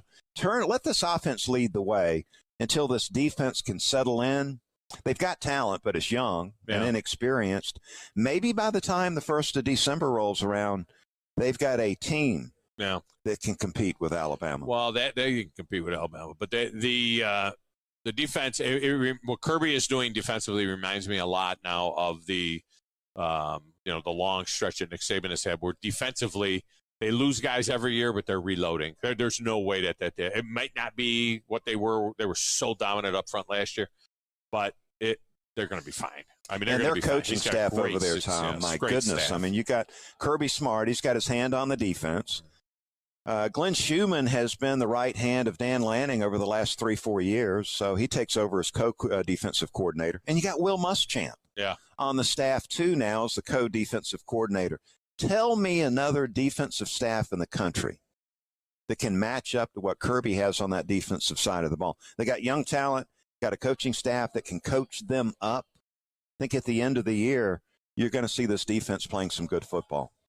Inside the Hedges is the name of the book. Go to InsideTheHedges.com. Is it at your favorite bookstores too, or is it just they got to get it at InsideTheHedges.com? We're doing a lot of the book signings right now. I'm traveling the whole state of Georgia. We've been to my hometown, Valdosta, Jacksonville, St. Simons, Savannah. We're heading down to Albany.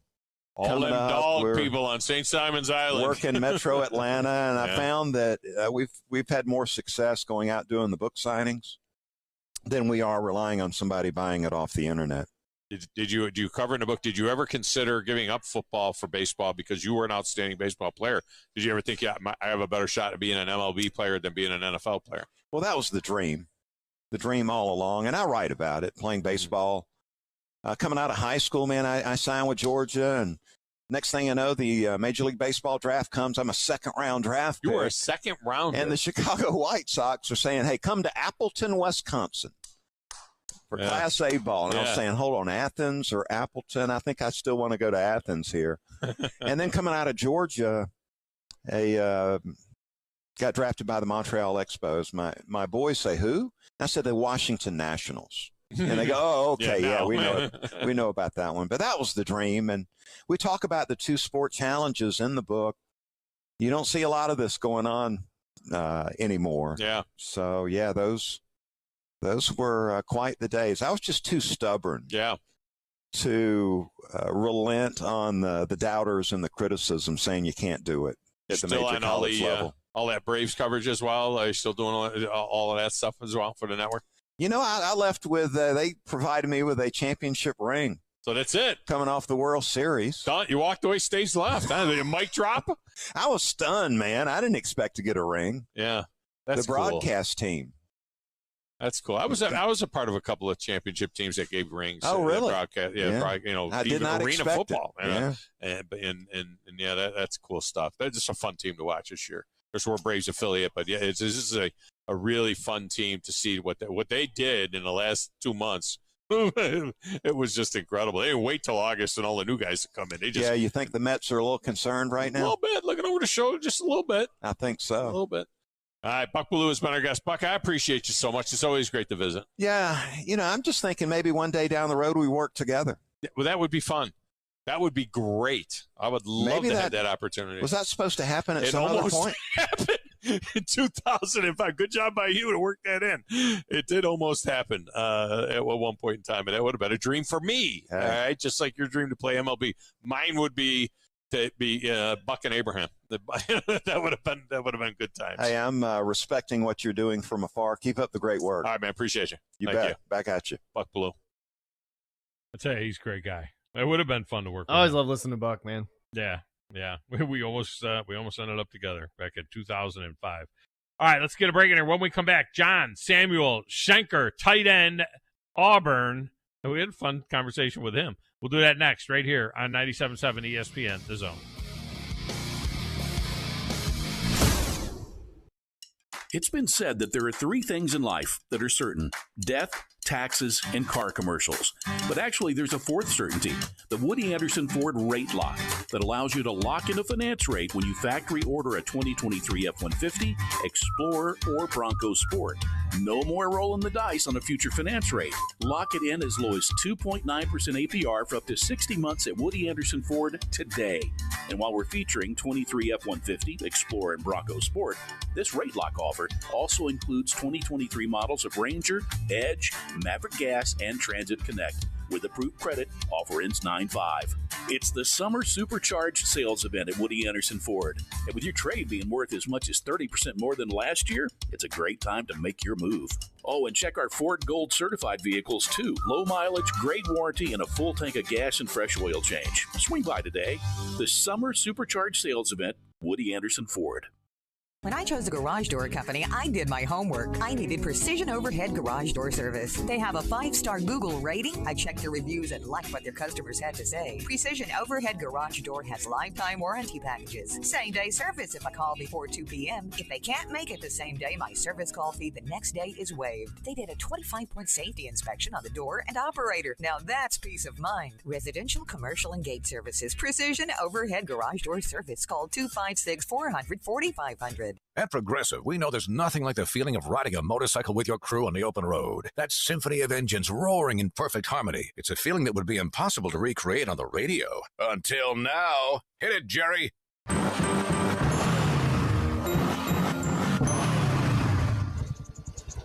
Oh, my word. Really, really terrible. Is that a glockenspiel, Jerry? Quote with Progressive and see if you could save with America's #1 motorcycle insurer. Progressive Casualty Insurance Company and Affiliates.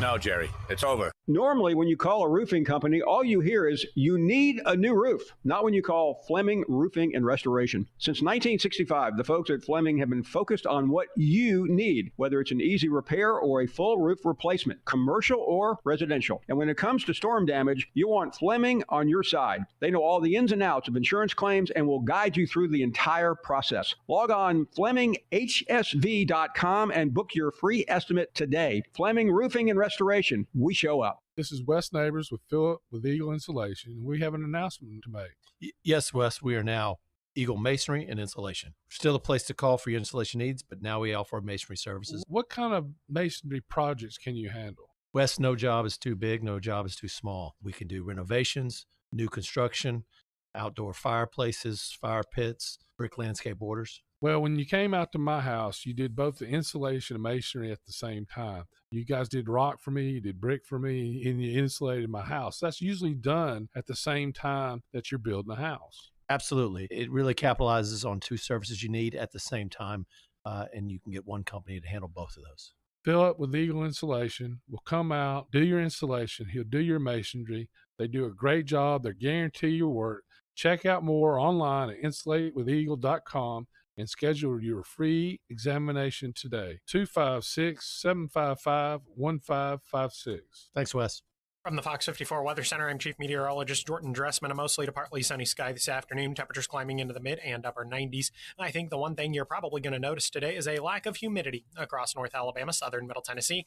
Enjoy that while you can, because the humidity returns to the area with a vengeance as we head into the weekend. A mostly sunny sky for your Saturday. Temperatures hanging out in the mid and upper 90s. An isolated shower certainly can't be ruled out. A partly sunny sky for your Sunday. An isolated shower. Otherwise, temperatures hanging out the mid and upper 90s. I'm Chief Meteorologist Jordan Dressman on your home for ESPN Radio, 97.7 ESPN, The Zone.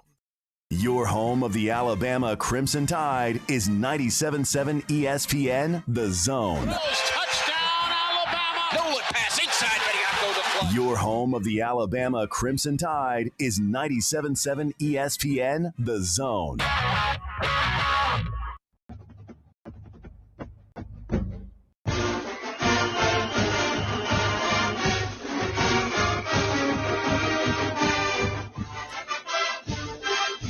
This segment of the Tom Abraham Show is brought to you by North Alabama Mortgage. Brian Hammaker and his team standing by to get you pre-approved so that you can get your property purchased. They do a tremendous job in Alabama, of course, Tennessee and Florida as well. And Brian and his team are going to treat you like family. They did that for me. And I'll tell you what, if I ever look for a home mortgage again for a refi or a new purchase, it'll definitely be with North Alabama Mortgage. I recommend them highly to you, and they were one of the companies that helped us go to SEC Media Days as well. The SEC is loaded with outstanding tight ends. One of them is at Auburn. Now, here is the deal. In my research, I found out that John Samuel Schenkter is a big-time bass fisherman and big-time bass fishing fan. We had some fun with that. Here was my conversation with John Samuel.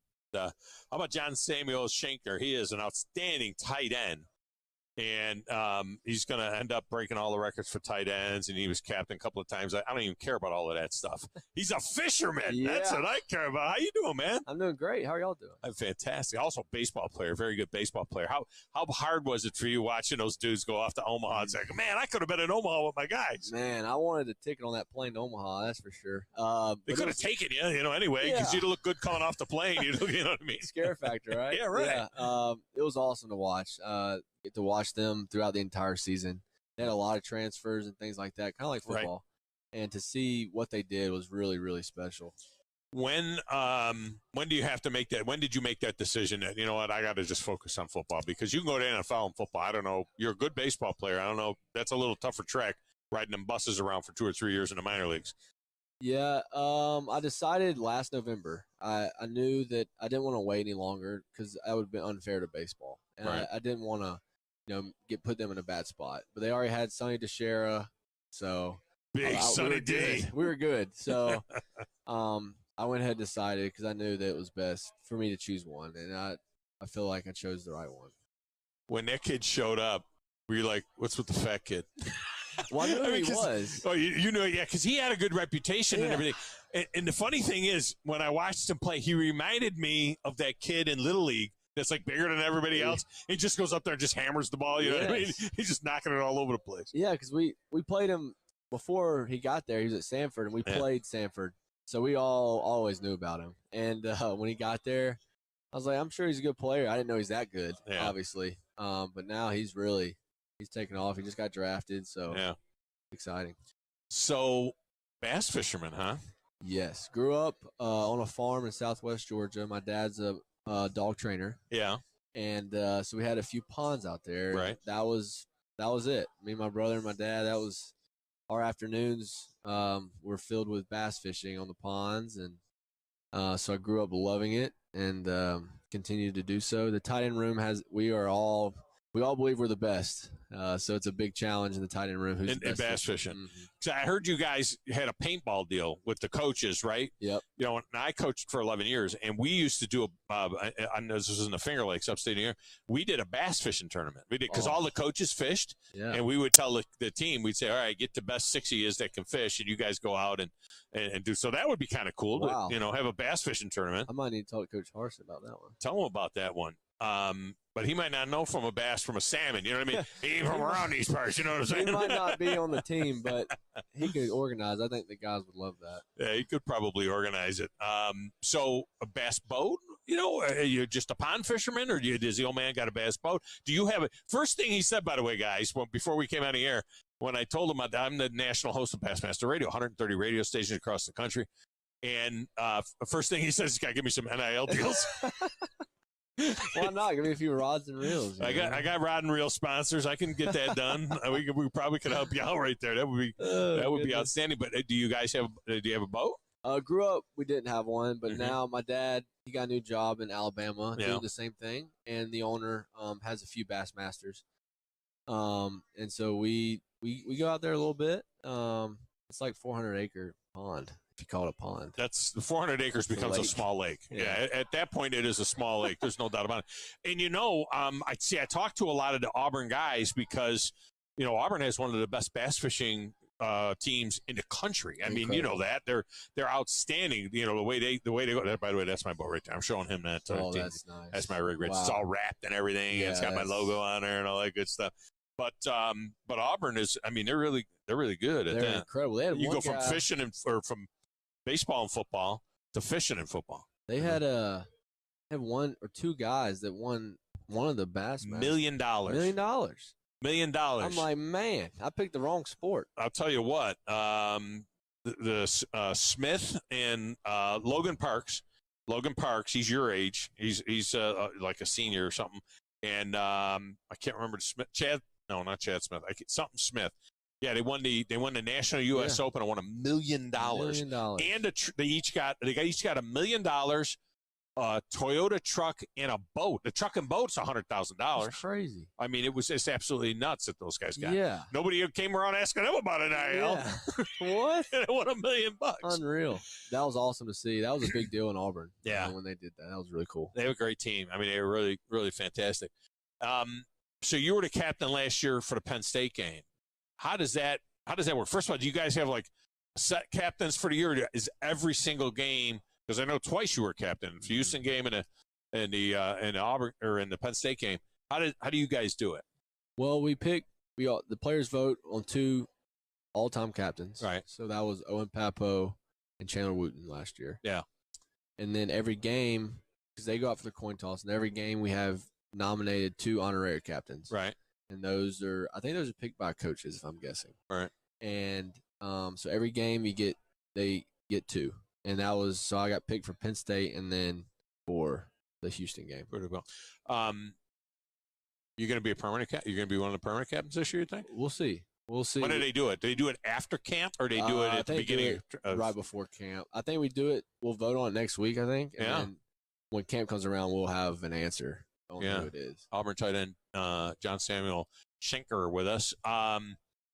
Is that something you'd like to do? I mean, do you like that leadership role? Being a captain? What an honor, right? I mean, to be a leader on a team like Auburn, that's a place I grew up going, and to be able to have that title would be such a blessing. To be able to do that. But there's a lot of great ones right now. I mean, I think that's a testament to a good team.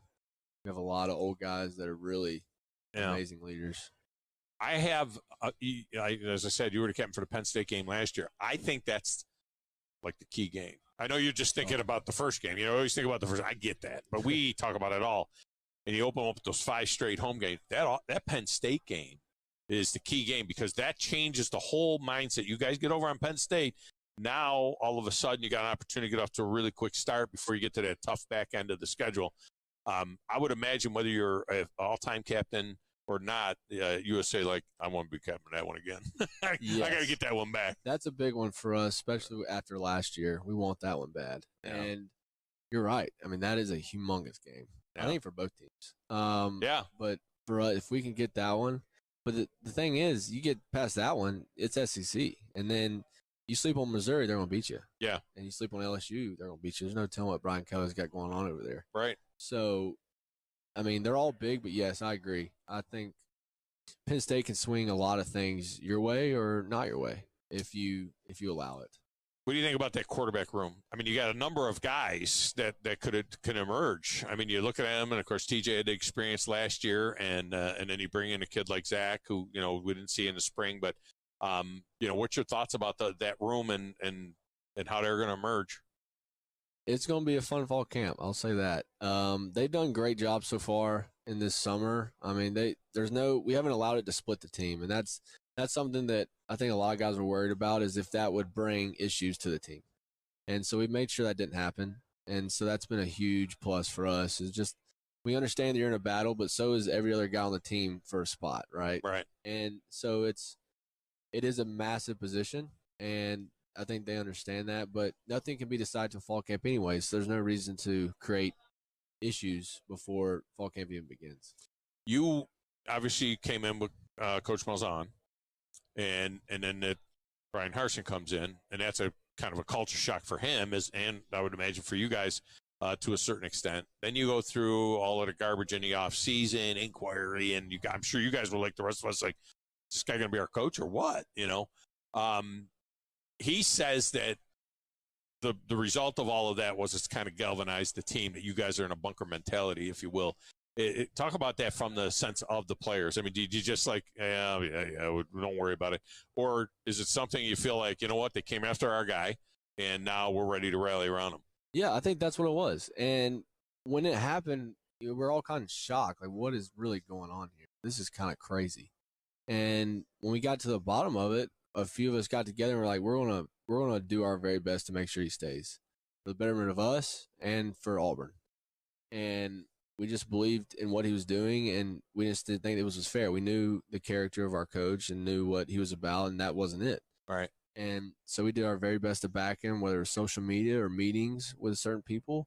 And when he finally was relieved and we were able to keep him there, it brought us so much closer. Yeah. And I think that's when everything flipped for us. And then we went right into spring ball and then straight back in the summer. And this summer's been unbelievable. We've been so on key and everything, and everyone's just having fun. Like, we're enjoying ball. And when you can enjoy ball, some good things can happen.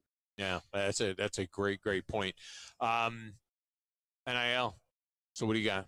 You got anything going on or what? Who you want to do? You want to give anybody some love? I mean, Abu Garcia would be nice. Oh no, Rapala is one of my spots. I don't have my Rapala on there. I got Rapala and Phoenix and Enigma rods and reels and stuff like that. But what have you? Do you got like a guy that's handling that for you, or do you have any NIL deals? Because you're one of the top players. I mean, we heard that there were, I forget which team, but with 95 players on one of the teams had some sort of NIL. You got something going on? Yeah, I do. I do a lot of local restaurants and things. Mm-hmm. So, like, there's a Fuzzy's Taco Shop. You know what that is? Yeah. Yeah, it's really good. And so I got one with them. Yeah. I have some clothing. More than just tacos, though, right? I mean, it's not just they're just feeding you. Mexican. I mean, come on. Yeah, it's like Mexican. Yeah. I also have Onward Reserve, the apparel. Right. And then what else do I have? BioLite, the energy drinks. Yeah.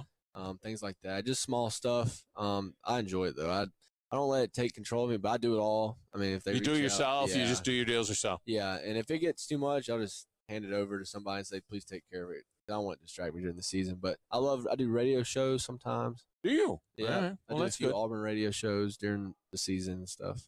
I'll have to have my people get a hold of your people. See what we do a little Auburn radio show. We can have a little Auburn love on it up there in Huntsville, Alabama. We got a lot of Auburn fans. All right, and at the very least, I mean, you take gear if it comes to fishing, right? You take gear, right? Yeah. You take a half a dozen rods and reels. Why not? Bait casters, maybe a couple of spinning rods, and then we'll hook you up with some jigs, Rapala, some jigs. You like jig fishing? Yeah. I got dudes. I'll talk to Logan Parks. I'll talk to the guys at Auburn. Say, hey, come on, man, you're tight end. Is a big time fisherman. Get you out there. Well, I appreciate you taking a few minutes with us. We wish you the best of luck this season, and go tear them up. Thank you all very much, War Eagle. All right, there you go. Job there. That kid was fascinating. He was a good kid. Very, very good. All right, let's get a break in here. When we come back, we'll wrap it up with Paul Feinbaum. Why not, right? I mean, we'll see what Paul had to say about SEC Media Days. We'll do that next right here on the Thom Abraham Show. 97.7 ESPN, The Zone.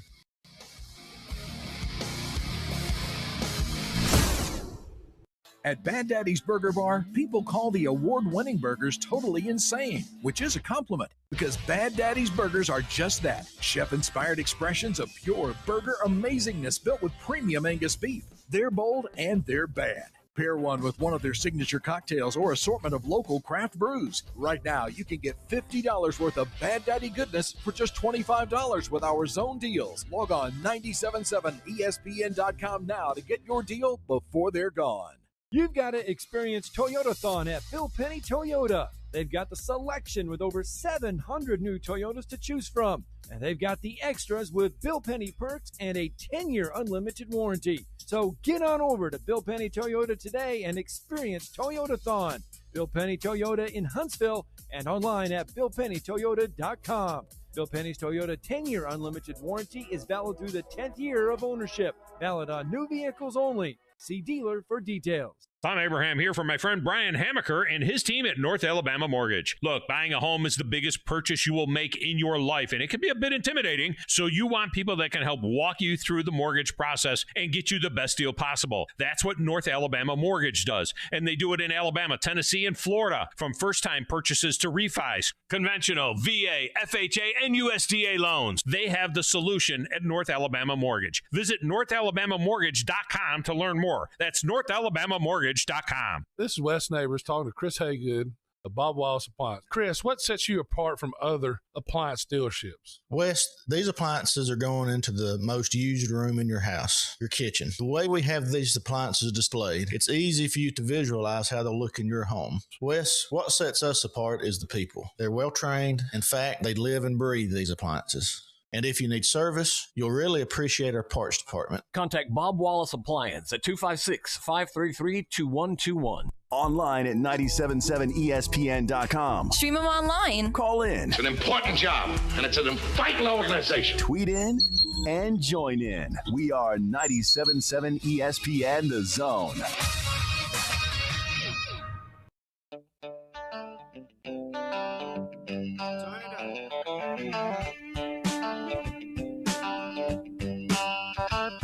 And the anthem today is brought to you by Woody Anderson Ford, making it possible for us to get to Atlanta, back and forth with the Woody Anderson Ford F-150.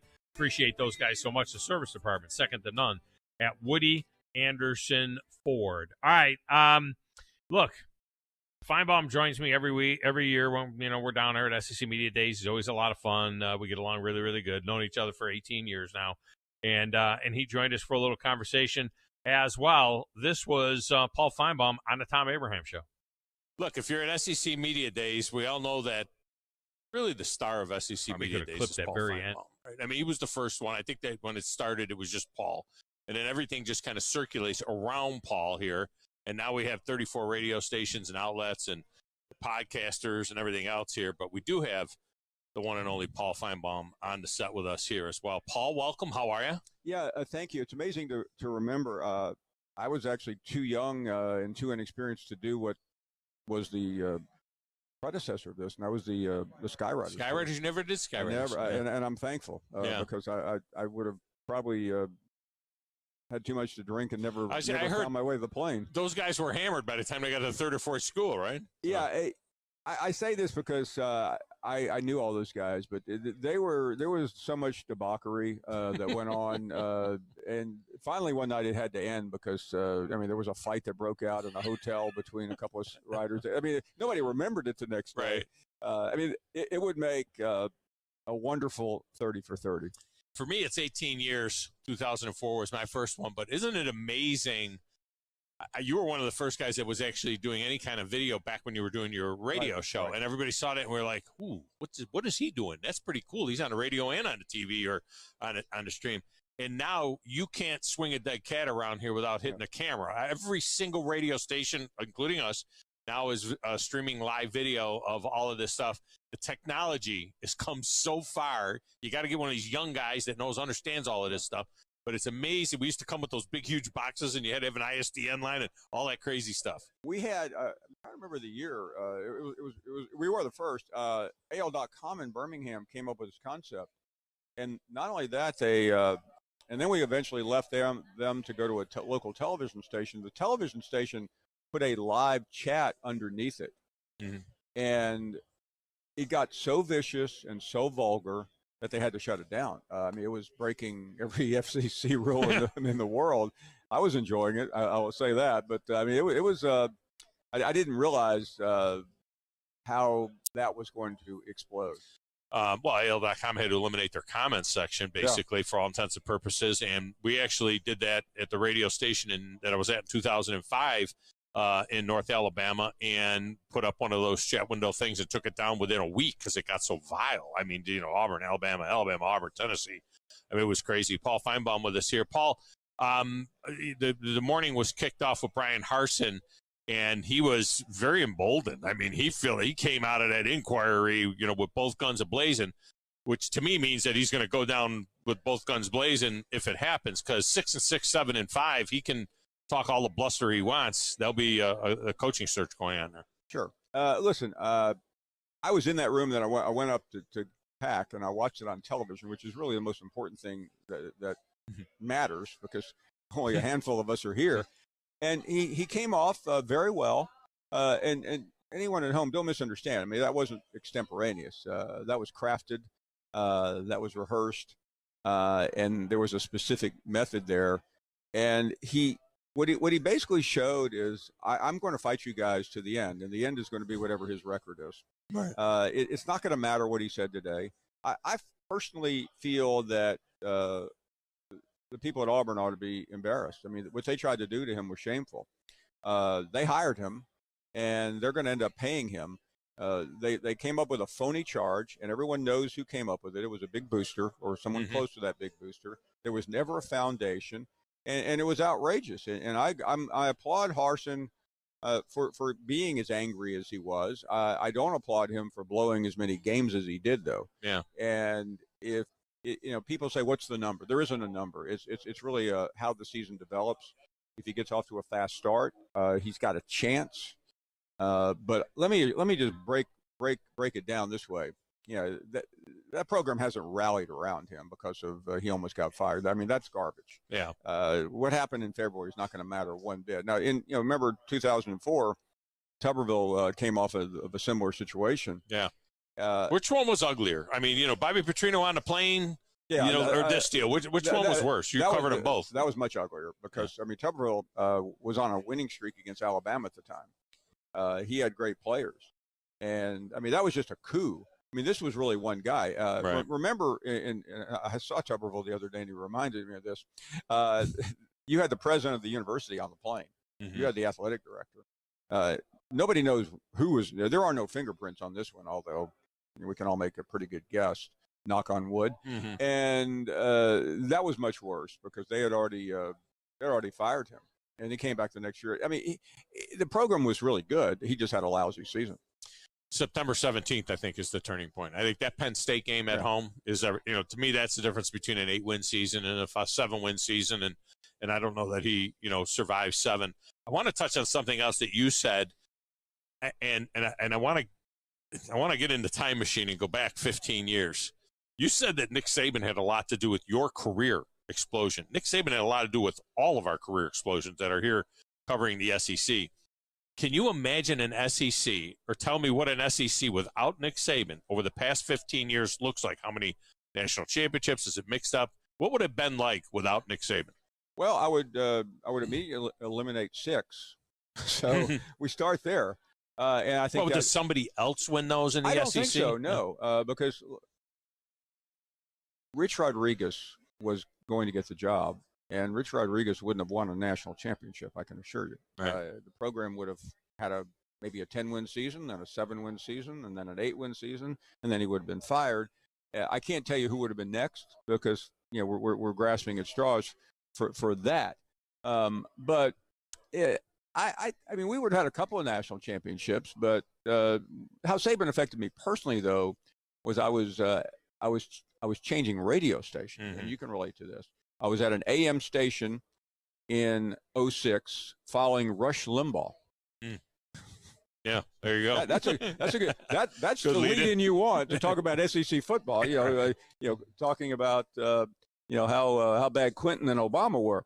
That was not going to help my ratings. Yeah. So I moved to WJOX in Birmingham 2 weeks after Saban. They make the switch at the beginning of the year from AM to FM, and that was really the transformation in radio. You know that. Yeah. And I'm getting deep in the weeds here, but our men 25-54 numbers between the day I arrived and the following year were 4 times higher.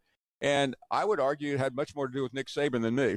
Well, you had a lot to do with it as well. I got credit for it. You and your nutty callers. And I'm happy about that. You and your crazy callers had a lot to do with all of that stuff as well. Paul Feinbaum has been our guest. You hear him every afternoon right here on 97.7 ESPN The Zone, 2 to 5, and then again later on in the evening as well. Paul, I appreciate you. It's always great to see you. It was my pleasure, guys. Thank you. Thank you. That's Paul Feinbaum.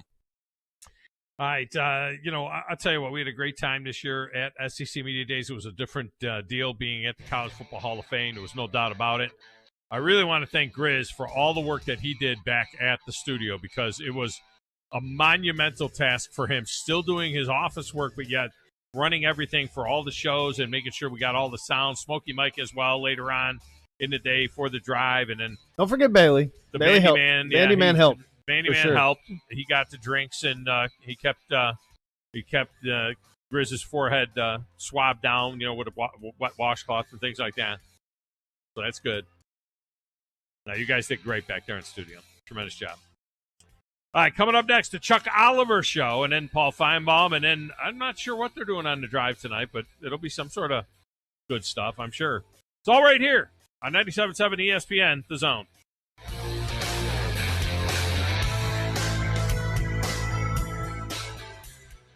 What's better than Valley Equipment Rental? Two Valley Equipment Rentals, and that's just what we have now. The original on the South Memorial Parkway between Drake and Airport Road, and their second location on North Memorial Parkway just north of Winchester Road. Valley Equipment is locally owned and has more skid steers, excavators, and lifts than anyone in the area, plus all the small tools that you need to get the job done like a pro. And if you are a pro, you need to check out the new North location now, because Valley Equipment has what you need. Learn more at valleyequipmentrents.com.